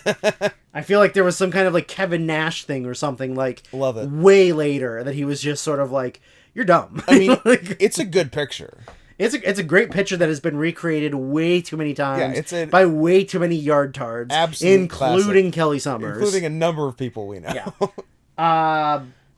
So next up, we get the returning to the company, Marty Jannetty. Yes. Noted cool father, and also noted murderer, ? Noted murderer, but no one cares. But no one cares because it's Marty Jannetty, and also everyone murders all the time. Yeah. So we get Marty against the pay-per-view debut of Goldust. So like I said to Scott, 100% all of this is just punishment to Dustin for being Dusty's son. Yes. Like, your dad is the booker of the opposite company. When he was here, he was just like, I don't think he was ungrateful, but they just like, I feel like Dusty knew he was better than what he was doing, and they just constantly were like fucking trying to shove him back down the mid-card. They were like, stop trying to get over. You are a lower mid-card guy. Put your goddamn polka dots on. You stupid, black-loving motherfucker. There was a funny moment, because, like, the crowd was, like, really, I guess, creeped out by Goldust. Yeah. So, at one point, there was definitely a subtle implication by Jim Ross that there are no gays in Oklahoma. Yeah, I've never seen someone like that in Oklahoma. You'll never see anything like that in Oklahoma. And if they do, you're going to have to bury my ass 10 feet down so I don't come back up and give them some street justice. And drag them behind a car. The old fag drag. And this Goldust's first gear, not flattering. It's awful. It's really awful. It's too light. It's real pale gold, which definitely shows off his rolls, his fatness. Like, unless you are in perfect shape, you cannot wear a light-colored bodysuit. Yeah, or like, I mean, it's fine for, like, women. Sure. Right? Like, it's a good look. Or if you're tanned. Yeah. Like, if you're dark. But, yeah, like, a skinny skinny fat white guy. Not good. With blonde hair and a painted face. It looks real bad. The more black that gets added to the gear, the better it looks. The more black and the darker, more metallic-y look of the gold. Yeah, the gold gets definitely benefits. Yeah, even the gold is very light. Yeah. And this is just like light gold and basically white. And white, or yeah. cream, maybe. Cream. Coconut. There's an excellent inside out like Rikishi style cell pre-Rikishi on the floor by Goldust. But also Rikishi also did that cell against Triple H. And there's also another one by Marty later in this match. Yeah. So then there was some reference, I guess because obviously Goldust is a movie maker, which if you think about it is a really funny subtle jab at like liberal Hollywood of them all being gay. Hollywood's all gay. I think they're talking about Walk of Fame. They were talking about Walk of Fame and stuff. And so JR made reference to he's super popular there, like Monty Hall is from Canada. The number one Canadian celebrity JR can name was Monty Hall. Monty Hall. I enjoyed that. That was pretty funny. Very silly by Jim. I don't know why, but I wrote the note that Winnipeg hates fags. Winnipeg are members of the Westboro Baptist Church, I guess? I guess so. There was an excellent Goldust in the ring, Marty on the apron. Oh, yeah. Marty blocks a couple shots and gives him a snapmare over the top rope. And Goldust smacks the apron and hits the floor. Yeah. It was excellent. It was good. Then there was a really funny, Marty picks him up to ram him headfirst into the ring post, but Goldust shoves him. Marty's way too far from the post and launches himself. Yeah, for the shove that Goldust gave him from that distance, it didn't warrant what Marty did, but I'm glad he did it. Yeah, he did a big jump off his feet, hit the post, and then land on his back. I used to do that spot a lot. Yes, you did. But I also used to hurt my elbow a lot doing it, so I stopped doing it. But yeah, anyways, then there was a, so Marty hits his finish in the ring. Hits the rocker dropper. That's the finish. But doesn't go for a pin, goes to the top. He goes up top for something. So at first we're like, oh, he's going to do a splash. Goldust will move because there's no way Goldust is losing. Yeah. It's his first match, and even though Marty's returned, it's pushing Goldust. I love they legitimately mentioned, Marty, great wrestler, multiple-time tag team champion, and would probably be even better if not for his personal demons. So I'm like, oh, they're just openly saying, even in kayfabe, that he is a junkie. Yes. And also, fuck Linda McMahon. Yes. So he lands on his feet, and Dustin Goldust kind of rolls He rolls on just hands and knees, and then Marty just gives him an elbow. But there's a 1-1000, 2-1000. Awkward pause. Big elbow drop from Marty. Yeah. So we're like, oh, that was kind of weird. So then Marty hits a scoop slam, he says another snapmare. Yeah. Gets Goldust back in the exact same position. Goes to the top again. Then does the most weird and awkward way of getting to the top rope. Yeah, he puts his back to the rope, steps through his leg onto the bottom rope, then steps through with his other leg going backwards out of the ring. Yeah, his body's rope. out of the ring, but his leg is on the inside bottom rope. It was real weird. It was complicated. So he goes back up top, and then we realize, this is what was supposed to happen the first time. Goldust fucked up. Dustin did not put his foot up. So Marty jumps for diving axe handle, whatever. Goldust puts his foot up. Marty does an awesome sell off the foot. Very good. Yeah. A real good bump, real quick bump. Then Goldust picks him up, does the gourd buster for his finish. Yeah, because I'm thinking, did he do the curtain call yet? And I didn't think he did. I feel like that came a little later, maybe in early '96. But I'm like, what did he do originally as his finisher? And yeah, it turns out it's the gourd buster, which is the exact inverse of the curtain call. Yep. It's a front curtain call. Yep, absolutely. So he likes doing that motion. It's just a matter of which way, if the guy is facing up or down. Yeah. He didn't know if he was a top or a bottom yet, is the problem. You know what? He's a new character. He's got to figure that out. He's finding himself. And there's only one way to figure it out. When my dad wanted me to stop smoking cigarettes, he made me smoke the whole pack. My dad found out I was gay. He made me... Made you smoke the whole pack? Yeah. His whole pack? We were saying we were watching this match. The match was really good. It was maybe spoiler. It's the best match. Maybe on the show. A little bit too long. Yeah, and there was some sloppy moments to it. But some real good stuff. As far as in ring work, it was really good. Yeah. Like both of them bumped really well. They did a lot of cool, like interesting spots. There was a good like no hands Rana by Marty. Yep. There was like a good fake like you're gonna do the leapfrog, and then when Goldust lands, just pop him in the face. Yep. Like yeah, it was really solid, and yeah, like Scott said, it is the best match on the show. Yeah. It's the only good match on the show. It's not a good show. Yeah. And like if both guys had like kept their shit together, they both could have had like a very good 1990s. Well, but good news, Scott. They don't. What you gonna do? So now we're in the back. We got the Superstar Hotline. It's the Guns on one. This camera picture in picture. It's the Guns on one. It's the 1-2-3 Kid being sad on the other one. Although he's not really that sad considering he just lost a match that he should have won, and now his friend's mad at him. Yes. So then we get a review, like a promo package of Raw 2 weeks ago with Undertaker getting his face crushed in by the fatties. Yep. Of Yoko and Mabel just like constantly dropping leg drops on his face. Yeah, getting Phantom of the Opera. Which is I don't like Taker had an injury, right? I think, but I'm not positive. I think he did. I think he did. But this is, of course, in wrestling mythology, this is when original Undertaker died, and they replaced him with another guy who was Mark Calloway, who was the Undertaker from here on out. Two different guys, much like the Ultimate Warrior. Yes. So it was really vague as to how we got to the next match. I have no idea. Because like, they're both in theory still heels. 2 weeks ago, they both just beat up the Undertaker they crushed together. the man's skull. And now they're fighting. And now they don't like each other. Yeah. So it was real weird. So King Mabel versus Yokozuna, Battle of the Fatties. What we had said is the fattest match in WWF history. Yeah, I think it's Like probably the highest combined weight in a singles match in WWF history. I think there's no other option. I don't know what else it could be. How heavy was El Gigante? I mean, heavy, but he wasn't 500 pounds. Yeah.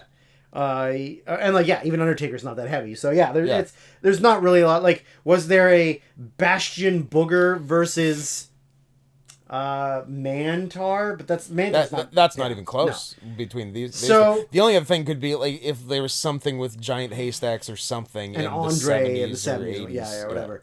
Which we'll never know because we're not going to look it up because this is the fattest match ever. Yeah. So Mabel, just looking at it, it has to be the fattest and match. the stinkiest. So Mabel comes out on his throne being carried. Yes. So he's walking to the ring, which I feel bad for those four guys. I know. But like, if you think about it, those guys are all like well into their 200 pounds. They were all big, strong. They're all boys. big hosses, and even if Mabel's like 550, yeah, the weight is evenly distributed. It would still suck. Yeah, but at least you've it's each got kind of 125. Because there was 6 dudes. 4. 4? Yeah. Okay, yeah. I mean, it's hard, but it's not like my back. But you know what's making it harder? Him dancing. Mabel was juking and jiving. He was doing the Blitzkrieg Bop. Yeah, but more importantly, who was one of the big strong boys carrying? One of the big strong boys was a baby faced. Yeah, like maybe I bet you he was like 20. Probably because he's not even old now. He was quite young 4 years later in ECW.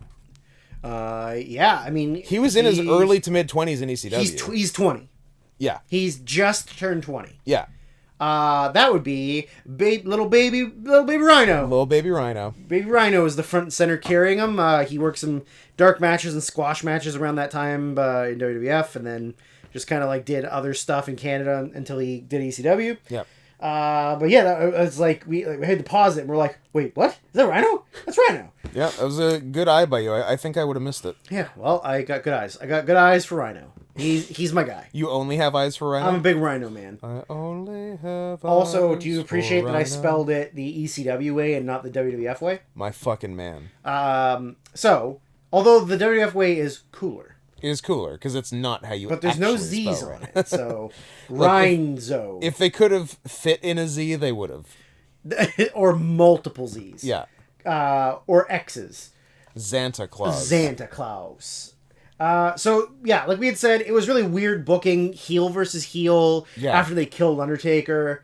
But Yoko got like a weird face pop when he came out. Because he's not as much of a heel. Yeah, and I guess he's the better worker. Yeah. So they're like, oh, here's a fat piece of shit and a fat piece of shit. But this guy's like a moderately okay worker. Yeah. He did look like he lost some tit weight, though. His titties look smaller than last show. He wasn't quite part of the itty bitty titty committee, but his titties were much smaller. Yeah, so he's definitely slimmed down. Don't get me little. wrong, he's still in the 600s of pounds. Yeah, but he's closer to 6 now than he was last time. Closer to 6 than 7. Yeah, I'll give him that.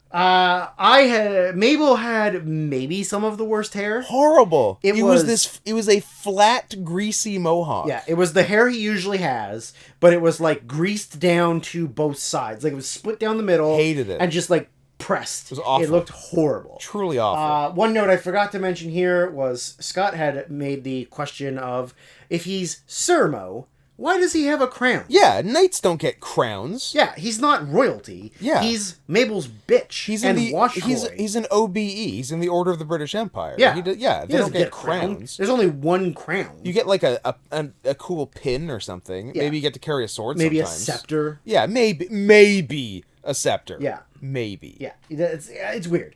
Bad booking all around. Yeah. I had asked the question, since Mabel doesn't wrestle with a shirt off until he's Big Daddy V in ECW, has he had the mean moons and the mean suns on his tits this whole time? And that's a question we will never know. No, because he never uncovered until much later in life. Until he weighs 750. I think those sick titty tattoos were always there, and we never got to know. I really, really hope that. Yeah, he was keeping them to himself. It was a personal, private thing. Yeah. And then he's like, you know what? I'm ready to show everyone my huge tits with a mean tattoos moon on them. and a mean sun. Yeah. So as anyone could guess, this match was awful. It wasn't good. There was a really funny. Oh my God. Yoko was bent over, sort of like a little bit more than halfway. Yeah. Mabel hits the ropes, goes for a bulldog, and Yoko just kind of decides he doesn't want to take the bump. Mabel does all of a bulldog. Yeah. Mabel does the full butt bump, the full run, and Yoko just sort of decides like, nah, I'm tired. But he still decides and then after everything is over, through the ropes to the floor. Yeah. So, and then I guess Vince was like, he clipped him. No, yeah, nobody knew what to make of it. So, Mabel goes out of the ring. He ends up chasing down Mr. Fuji and knocks down Mr. Fuji. Then there's like a weird spot where like Mabel bumps into Yoko as Yoko's like getting up. Yeah, and Yoko crushes Jim Cornette. And Yoko like trips over Jim Cornette, who's been knocked down. Yeah. And just like crushes his legs.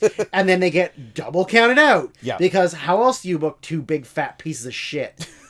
So, double count out finish. But then post-match... They hug.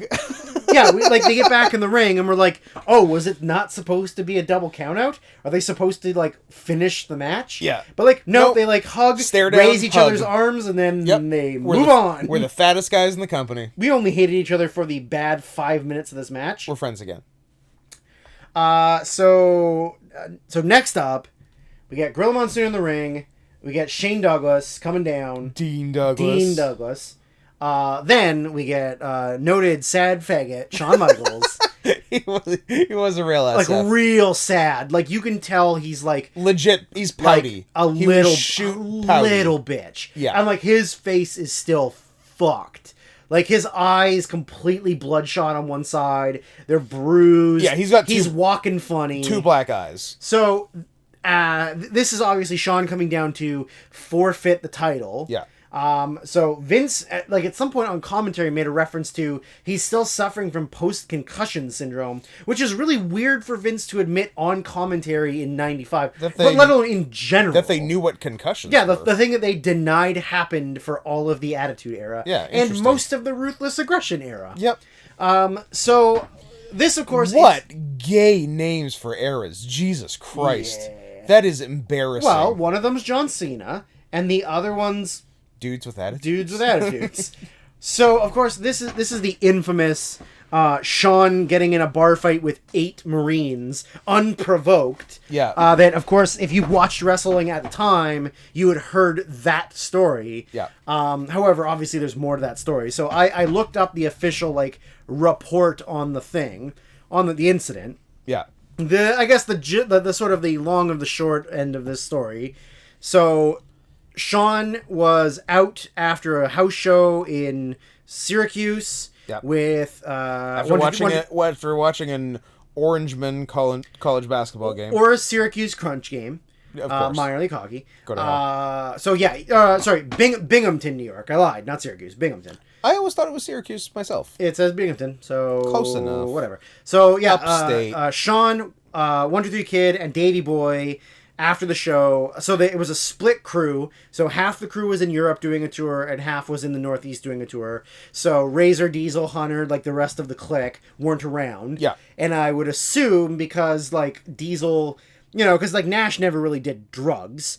And Hunter never did drugs, and Razor never. Razor didn't really do drugs, but he just was a hard alcoholic. Yeah. So he probably, maybe a little bit, but like I don't think some he's really drugs. known for. He's drugs. not known for being a junkie. He's known for being an alcoholic. So of course, with like his supervisors out of town, Sean goes out with the other two pieces of shit who are drugged up. Yeah, they are. So that's a bad crew. That is a real right if you're gonna choose a Mount Rushmore of doing drugs while being an active wrestler, it is absolutely these three, and the fourth spot could be debated on for other people. Jake Roberts. Yeah, I mean Jake Roberts is definitely in there. I'm sure that like Sandman, Chris Candido. Yeah. Definitely some coked up dudes in the 80s. I mean, almost everyone in the 80s. I mean, almost if we're everybody. being honest. Hogan, Macho Man, like even like main eventers. Roddy fucking Piper. So they, post show, they want to get fucked up because they're in like a bumfuck, like Binghamton, New York. What else are you gonna do in Binghamton? So the three of them go to some bar and they they try to catch up real fucking fast. Yeah. So they just start drinking like mad fucking assholes, and they're doing somas and just popping pills. And Sean, of course, wants to get his dick greasy. Yeah. So he finds some like young girl on the dance floor that he sort of eyes. Some soldier, some like Marine, or I don't think he was. I don't think it's Marine. Yeah, I don't think they say Marine. It's someone in. They're in the armed forces. An armed forces member, a soldier, who I guess knows the girl and used to date her. Didn't like all these fake tough guys, wrestlers. Like they were cock of the walk, like treating the ball with their show muscles, treating the club like it's their fucking their personal fuck palace. So this guy goes up to Sean, tells him like fucking leave her alone. Stay away. Sean ignores him. Yeah, don't know if you know this, but Sean doesn't like being told what to do. I mean, also at this point, apparently, like, all three of them were just completely fucked. Yeah. Like, couldn't even make a decision if their life depended on it. So he still pursues this girl. Anyways, the bouncer sort of sees that something's going down. Yeah. Decides that he needs to get these guys out of here before something goes down. So he kind of gets somebody to take them back to the hotel. But before they can get it, before they can leave, this soldier and a couple of his buddies get out in the parking lot first and wait for them. Then once oh good, you can count, and you can count on me waiting for you in the parking lot. Excuse me, I believe that jacket belongs to Mr. Gilmore. The most insane fake running I've ever seen. Love him. Happy Gilmore.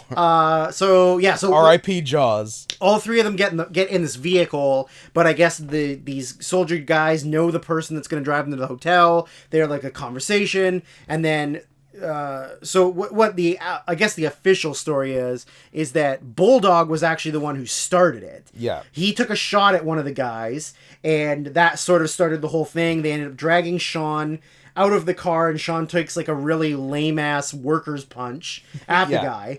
Which, great. Turns out Sean bad at fighting. Turns out wrestling, not real. Yeah. So, of course, now Waltman and Bulldog are still in the vehicle. And they're in the backseat of a two-door car. In the backseat of a two-door car, and these other two guys are sort of like trying to keep them in the car while the main soldier guy just like beats the shit out of Sean, like slams his head in the car drags door. him over to another car, like slams him into the car. Damn. Slams the car door on his head. I've always wanted to do that. Starts kicking him in the head while he's down and shit, just like beats the shit out of him. Yeah. Eventually Waltman and Bulldog get out of the car. Waltman throws like worked karate kicks at these guys, and it's then what he knows, and then just gets it's like one instinct. punch, like just gets punched by one guy, and he's completely Done. out of commission. Yeah. Bulldog eventually gets this guy off Sean, but the other two dudes get Bulldog off of him. Yeah. Eventually, the person runs back in the bar, tells the bouncers. The bouncers all come out.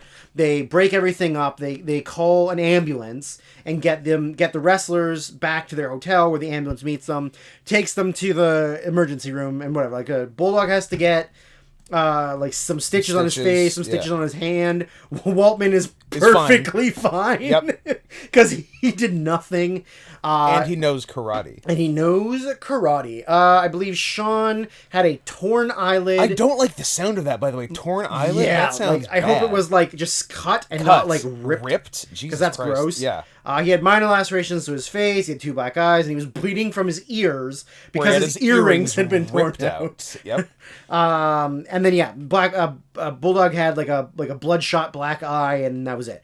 So apparently, after all this, when the rest of the clique found out, like Hall and Nash and Hunter, they were like fucking pissed at Bulldog and Waltman for not protecting Sean. Got their boy into this. But both of them like pleaded like, look, we were all fucked up. We were just as fucked up as him. Anything. Like, what were we supposed to do? Which I guess the answer is, I don't know. Don't get fucked up when there's only 3 of you and want to use a hothead. And I guess Vince was also really fucking pissed off at Sean for like, he just had enough of Sean doing all this shit. Yeah. But at the same time, Sean's like one of your biggest stars. Yeah. So he's their hottest rising face. He's their hottest babyface. Yeah. So what ends up happening is Sean obviously takes some time off. They make up a fabricated story about 8 Marines jumping him with no provocation. Sean tries to sue the guy, but the guy gets a really good lawyer. And he's like, hey, you can sue me, but I'm going to demand all your medical records and expose how many steroids you're doing and fuck your whole company up again. Which Vince decides, I don't think I want to go through this again. Maybe don't. It sucked last time, and I almost went to jail. Yeah, so Vince convinces Sean to not do anything. Yeah. And then in May 96, Sean decides against pursuing legal action. Yeah. But I mean, this does kind of ultimately lead to Sean winning the Royal Rumble when he comes back. Yeah. And getting his big title win at WrestleMania. Yeah. Anyway, so Sean comes out. He's playing the sympathy card. He's dressed like a complete piece of shit. Oh my god. He's got tan loafers. Yeah. He's got gray like dad dress pants. Yeah. With a collared striped shirt tucked in. And then a like purple and black and yellow and green. No, not green. But yeah, like a very colorful leather jacket. Just picture the Baltimore Ravens color scheme with their Maryland like logo thing on the shoulder patch. Like it's that colors. Picture the 1990s. Yeah, exactly. It looks horrible. It's that. So Sean goes to hand the belt to Gorilla Monsoon. Dean Douglas grabs it and goes to the top, and he's getting real cocky about it. And then he's also wearing a fucking horrible robe. It's like his regular teal robe, but it's got like colored stripes on the arms. It's got rainbow stripes on the arms. It's a lot going on. And a giant exclamation mark on the back. The exclamation mark is horrible. He fucking sucks. He's bad. So next up, then out comes Razor. So Sean goes to the back. They show him being sad as he goes to the back. Yep. Then Razor comes out for the match against Douglas. Now, in my head, I thought this was like a 1-minute squash. You were incorrect. I really honestly remembered it as being a 1-minute squash. It should have been a 1-minute squash. But what's the point of putting over Dean Douglas? Now, obviously, we can look at this from the future and say, oh, Dean Douglas is literally gone in 4 days. But yep. They didn't know that, right? But yeah, this had to be a firing. Yeah. There's a fucking lame Razor pain in the class joke by Jerry Lawler, which I just wrote, kill yourself. Jerry, kill yourself. Fair. Then, yeah, so it was longer than both of us expected. I thought it was a fast squash, which Scott said it really honestly should have been. Yeah. Because what's the point of giving Douglas an 11-minute title reign if Razor's just going to win the title? No idea. Like, it's the same thing. Like, why isn't it just for the vacant title? I guess a title win is maybe more exciting if you're like taking the title off of a heel as opposed to just winning a vacant title. But does it in the end at the end does any of it matter? Especially the way it was done as we get to that. Yeah. So there was a pretty good Razor catches like Douglas going for an axe handle off the top, but he catches him into a choke slam, which is like a great Razor Scott Hall spot. Yeah, I love which he kind of stops doing eventually. He does, yeah, but he does it a little bit in WCW, I think, but not a lot. Yeah, and he does it like full on like Toway style. Yes, it's great. Yeah, and also, I mean, he's big. He's 6'7", and they even say that on the show. So like, why not do a big guy move? Yeah, like it's cool to do big guy moves. And then there's a. Oh, okay, yeah. So there is a really good as well. So Douglas goes to the top, does a rounding. He starts climbing the ropes, and I'm like, guarantee he's doing a 180. Yeah, he's doing That's a funk his jam. I thought he was doing a funk salt. No, but no, he does a 180 crossbody, which Razor like rolls through into a pin. Yeah. When Douglas kicks out and they get up, he hits a real nice good drop kick. Absolutely, like a really solid drop kick on him. Yep. So then we get to the finish where Razor, when you think of Razor Ramon, Scott, what finishing move do you think Razor back won suplex? Back suplex? Yep. Oh, okay.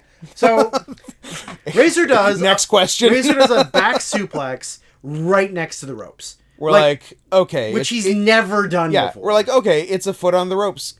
Yes. Kick out. So Razor lays next to him. Yeah, with his arm on top of him. drapes one arm over him. It's not even lightly. a real pin. It's not. So right before the referee starts counting, Douglas moves his leg under the bottom rope. His whole leg is out of the ring. Yeah, but of course Tim White, for whatever reason, decides to get down with his legs towards the ropes, looking at Razor's far shoulder, the man who's doing the pin. He is barely looking at even the pin that's happening. And so he counts, let alone Douglas's leg. He counts the 3. So of course Razor wins, and there's no. The crowd reaction is very minimal because they can see the leg under the rope. And so it was kind of assumed that, it's going to be a restart and Razor's going to beat him legit. Your expectation as a wrestling fan is, okay, another ref comes down. Exactly. Says, and then you go, okay, let's restart it. And then just boom, Razor's Edge. Exactly. Or whatever, right? No. When that happened, I would have bet money that's what was going to happen. Absolutely. Yeah, me too. 100%. But no, that's not all. That was it. It was pinfall. Razor wins and sort of just shrugs and all right, well, I guess that's my fourth. Yeah, and win. Razor knew he didn't beat him. And Vince says on the commentary, referee's decision is final. Can't go back on it now. And we're all what the fuck? What? Why such a disputable finish? Yep. I guess they didn't know, and we're they couldn't have known at this point that Douglas was gone in 4 days. So something happens in the next 4 days. Yeah, it must be. I mean, for one, this is obviously to set up. This is to set up a rematch. That's why you 100%. Do this finish. So anyway, first of all, just what terrible refereeing from Tim White. Terrible. It makes Tim White look incompetent. He should shoot himself in the face with a shotgun. He should try and kill himself. He should drink poison. He should put his head in a microwave or something like that. Did you do that too? Probably. He killed himself a lot of ways. He killed himself a lot of ways. But it also just Razor is a babyface. Yeah. Who lost the tag title match in a stupid manner. And now he wins in this bullshit fashion. Yeah. Way to make Razor look like shit. Yeah. Who cares if you make Dean Douglas look like shit? Razor looked fucking dumb twice tonight. Twice. He looks like he's almost on Sting levels of being the dumbest professional wrestler. And then, so Douglas Gets up after the match and is oh, come on, I was under the bottom, ref. What are you doing? The ref's sort of oh, sorry. What are you going to do? And that's just it. There's no post-match confrontation. There's no, Douglas just leaves, Razor leaves, match over. And then Douglas is gone in 4 days. And Douglas is never seen on pay-per-view again. Now, I'm sure that Shane Douglas, or Dean Douglas as he's referred to in this, is probably an okay guy to be around. I'm sure he's not the coolest, but I'm sure he's not the biggest asshole. I'm sure he's fine on good days and bad on bad days. Sure. But for my best bet is that after this happened, he said something to Shawn Michaels and got himself fired. Very, very possible. Yeah. I'm sure that it was along the lines of, you were too much of a bitch to job the title to me, and you're gay. And then Shawn got him fired. I'm going to assume that must have something to do with it. Because I I'd know say that's about I know right. the Clique hated him. Yes. Which is, I'm sure, justified, because he's a nobody who comes in, gets a big push, and was very cocky about it. Yeah. And, like, thinks, you know, I'm gonna main event WrestleMania. Like, sure. So, it's gotta be something to do with that. Yeah. But yeah, Razor just, like, they made Razor look like a piece of shit. So now, main event. So Bret Hart comes out, not wrestling on the show. Also, no Owen Hart on the show, which is also weird considering it's in Canada. You'd think you'd want at least one Hart to wrestle. That's true. Neither Hart wrestled on the Canadian pay-per-view. I guess not. Well, Bret was there to set up future shit, Yes. so that's understandable. And I don't know, maybe they thought Owen would get cheered and he's a heel. That is, you know what? Honestly, possible. I remember going to a house show in 06. Was there one in 06? Maybe I wasn't there. You're lame. I haven't been. You to don't like one. WWF. I don't. Oh, no. I don't know why you don't like WWF. It's WE. It's the best. Yeah, there was a Christian Shelton Benjamin match where Christian was the heel and Shelton was like a hot babyface. It was like when Shelton had just like won the pinned Triple H and then won the IC title. Right. And he was like a super hot commodity. Yeah. And we like as a crowd, he had to turn heel mid-match. Like he got the mic, cut a promo as a heel, and Christian was a face for the rest of the match. Yeah. So like it makes sense why they wouldn't put him on. But still, like you're in Canada and you've only got a few Canadian wrestlers. Yeah, I figured you would put them on, right? Yeah. So Bret comes out. He immediately chases away Jerry Lawler, who like runs away like a little bitch for the second time tonight. Yeah. And so that he can be on commentary with Vince and JR for the main event, which noted speaker Bret Hart, guy who does the best promos, is now going to do color commentary. Yeah, and he delivered. And he delivered. Now, Bret was in fact wearing one of my personal favorite professional wrestling oriented hockey jerseys. So of the many, the Calgary Hitmen of the Western Hockey League named their team obviously after Bret the Hitman Hart, and I think he was like a minority owner for the first however long. Yeah. I mean, maybe he might still be. I don't know, but just like it's in Bret's colors. The logo is based on Bret, but it's just like a cool design, cool look. The more modern version of it is like very, very cool. Yeah. Just because it's a different looking jersey than everything else, and the colors are like gray and pink and black. Yeah, like not many jerseys have pink. No, exactly. And if they are pink, they're like for Breast Cancer Awareness Month, and that's it. Yeah, some gay shit. But it's definitely a really cool jersey. It's one of my favorites. I've always considered buying one, except for I don't really like wearing hockey jerseys because I'm a bad Canadian. Anyway. The main event is the British Bulldog challenging Diesel for the title. Bulldog in his second straight In Your House world title match, and next one will make it 3. 3 in a row. So, before it's weird, because before they start the match, I think it's as Diesel's coming to the ring, they cut to the back. Diesel's like right at the curtain, and Doc Hendricks is bothering him for an interview. First of all, I would be mad. Do not talk to me when I'm about to enter. Yes. In kayfabe or even not in kayfabe. Both. Like, if I'm going out through the curtains, don't come over and tell me some dumb thing that I'm supposed to go to hell. Like, it's completely taking me out of my game. Yeah, I'm trying to remember all the dumb spots we choreographed. Yes. So Handsome Doc asks him about the match and how he's feeling the match. And what does Kevin Nash respond? Noted lame guy Diesel says, "I'm feeling mighty funky tonight." What the And then fuck? just goes through the curtain. Why did that need to happen? I don't know. Because Kevin Nash is not cool, but also is super cool. So he like... It was so weird. I don't know. It's like, it's the dumb 90s. Everything's Why bad. did Diesel need to say he was feeling funky? Well, we noted that it's going to lead to a feud between Diesel and Flash Funk. Of course. Or Terry Funk. Or Dory Funk.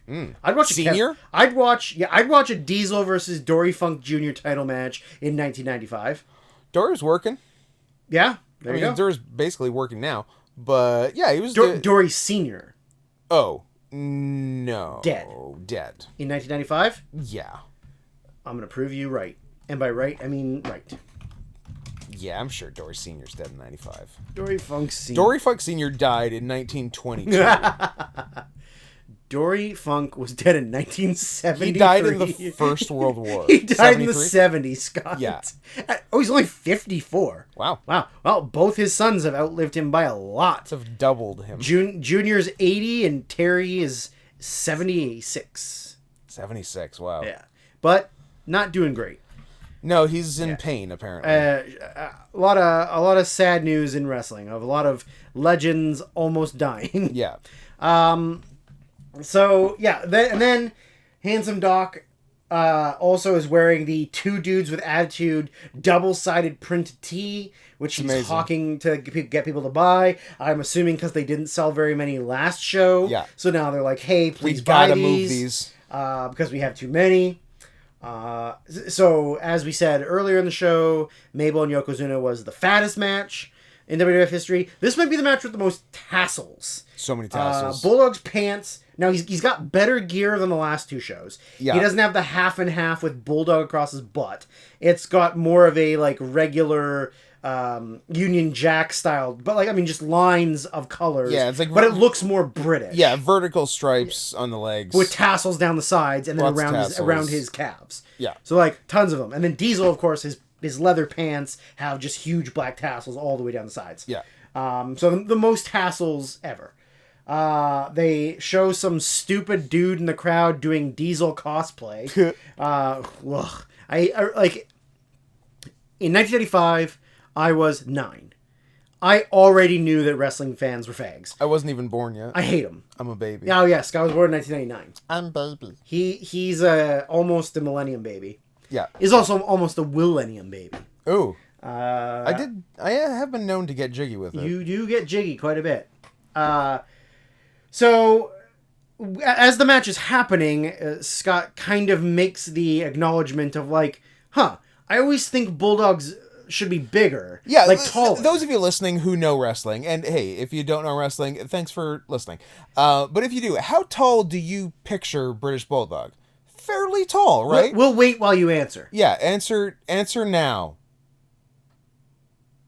Okay. Okay, interesting choice. Did you say 5'11"? Because that's how tall he is. Yeah, he's not a very big dude. Yeah. He's jacked to shit. I would have given him 6'2". 6'1", pushing 6'2" seemed but right. Diesel is way bigger taller than than him. Way He's bigger than him. nearly a full foot But taller. like Bulldogs, Is Nash? What's he? 6'9"? maybe 6'10". Or 10? Yeah, in there. So almost a full foot. I mean, according to this, he's 6'11". But I'll give him 10. yeah, I think I'll give him 6'10" 10. is probably more accurate. Yeah.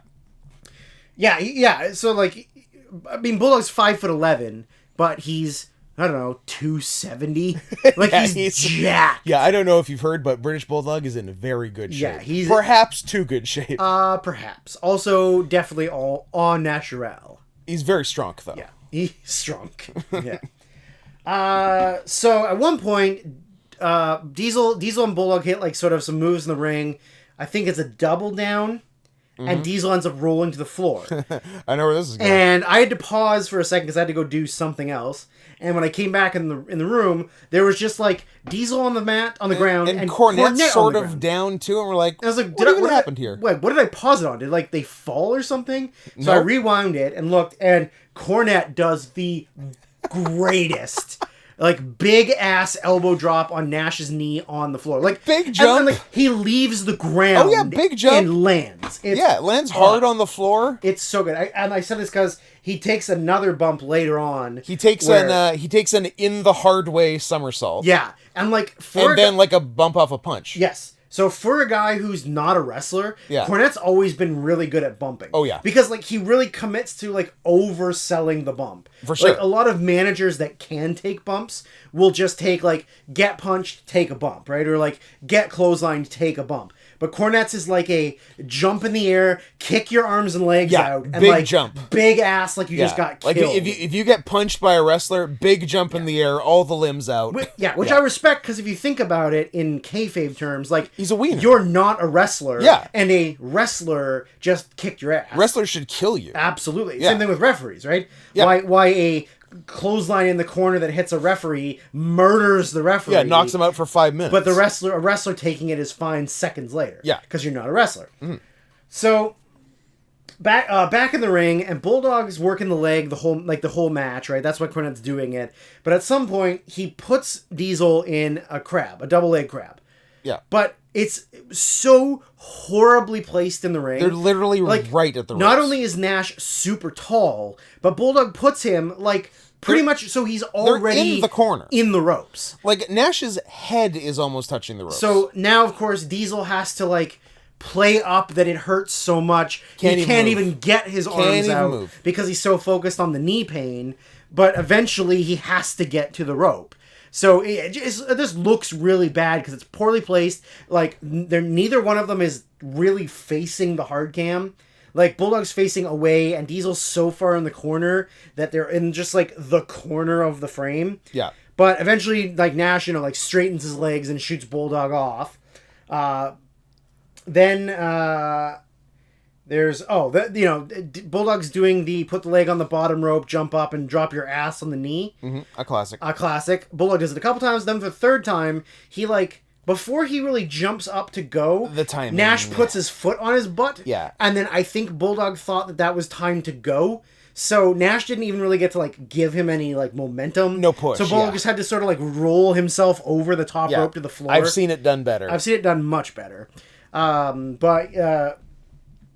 So they, more stuff back in the ring, more leg work. Bulldog. So Brett's on commentary, and at one point Nash gets thrown over the top rope, but lands on his feet and sort of stumbles back towards the announce table. And Brett sort of gets up and braces Diesel so he doesn't bash into the announce table. And Diesel turns around and gives him a pie face back in his seat and gets back in the ring. Yeah. So then, when Bulldog's doing his offense, McMahon and JR are sort of asking him, well, what's your relationship with him? He's your brother-in-law. Do you get along? Are you friends? And Brett's sort of well, I've tried to mend the fences, but, he's not interested and whatever. So, but I like him more than Owen. So it's, whatever. So Bulldog decides to put Diesel in a sharpshooter, but I don't think the Bulldog ever learned how a sharpshooter works. I also don't, even if he did, I don't think he practiced it with Nash and how big Nash is. Yeah. Because, you can, as long as you know how to do it, almost anyone can do it on anyone. Yeah. Unless they're 6'11", 6'10", and you're 5'11". Yeah. So he really struggles. He, falls over at one point. Yeah. At first he, sits down all the way on him. I'm he broke Diesel's legs. Yeah. And then, then he, almost completely loses the legs, and it doesn't look good. It looks real bad. This is the point where Cornette gets taken in the hard way. He takes the big pillowy forearm and takes a bump. Yep. Then Diesel does Bulldog and him get up, and then Bulldog runs at him. Nash hits the big boot, and then immediately just drops and sells the knee. Good. Perfect selling. Yeah, it was good. The timing of the hitting the boot to then dropping to the mat was great. And then when he's making a comeback, he does the run, and the guy's necked over the second rope. Yeah. And you run and come and sit on him. But the way Nash ran, selling the leg was delightful. He looked like Frankenstein. He ran like a guy who couldn't bend his knee. Yeah. So one leg was straight and the other knee was bent, and he was just sort of hobble over to the ropes to do it. It was good. It was really, really well done. Yeah. At one point they asked Brett some more stuff about Bulldog, where he refers to the Bulldog as weighing about 300 pounds. That's right. Because Brett's great at speaking. But then the finish was. Yeah, Davey Boy gets thrown out of the ring, and then while Brett's doing commentary, Davey Boy comes over and gives him a shot, and then he goes back in the ring, and then Brett climbs in the ring and beats the shit out of him. Beats the shit out of Bulldog, so Bulldog wins by DQ. Yeah. And then beats a Bulldog. Bulldog gets out of the ring eventually. Yeah. Then Nash Diesel's gets in. hey, Diesel gets in, and he's don't fuck with my shit. Yeah, I fucking lost because of you. And then they have the laziest, worst. Brawling, then all the referees and the... First we blamed the referees for doing a bad job at fulfilling their end of the bargain in a pull-apart brawl, in that they were not pulling them apart. But then we sort of looked at what Brett and Diesel were actually doing, and we're oh, maybe they don't need to be pulled apart because they're fighting like girls.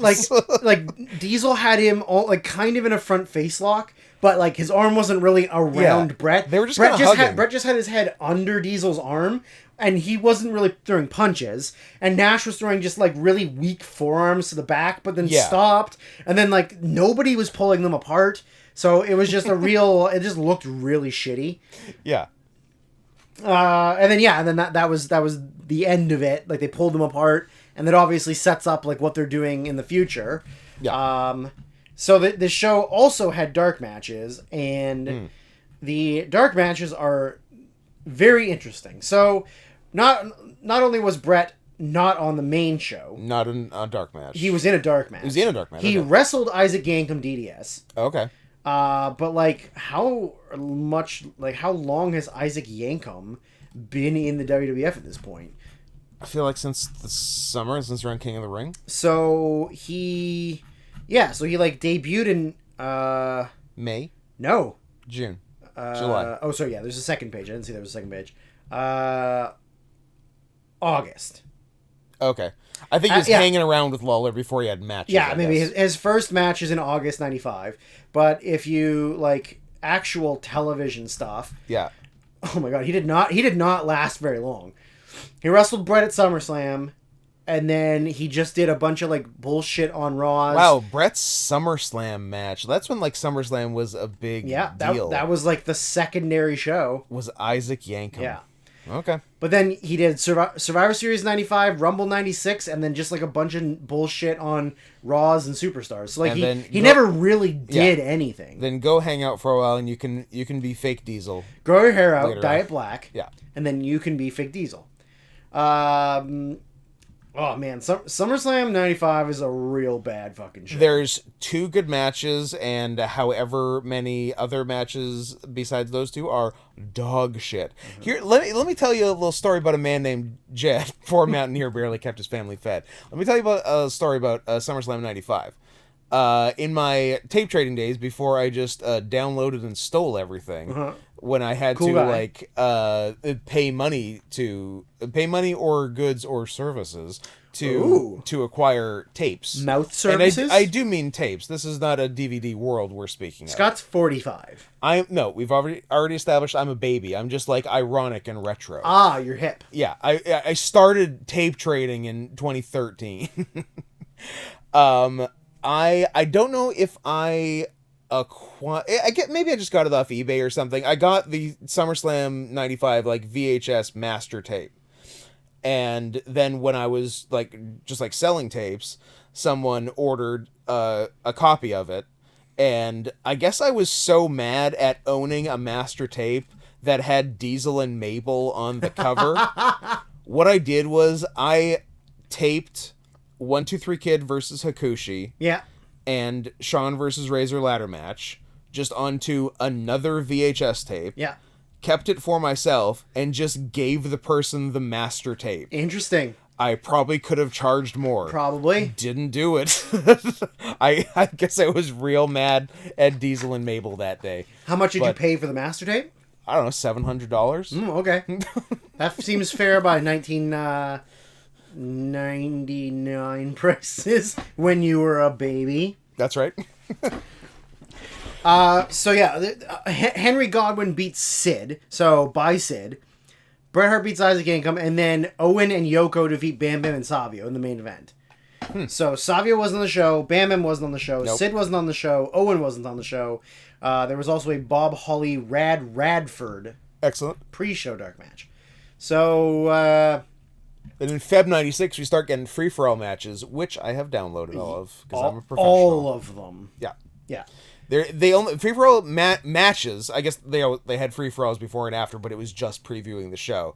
The exclusive matches were January 96 to July 97 is when they actually had free-for-all matches. Right.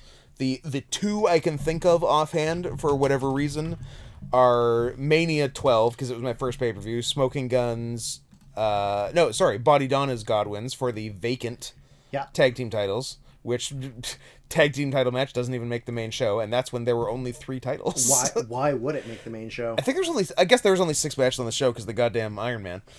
And Steve Austin, Yokozuna, SummerSlam 96, where Yokozuna is too fat, falls off the ropes going for the bonsai, and Austin rolls him up. Yes. Yeah, a classic. Yeah, that is classic. Those are the 2 free-for-alls I remember. And there was a Survivor Series match on the free-for-all for Survivor Series 96, but I don't know the people in it.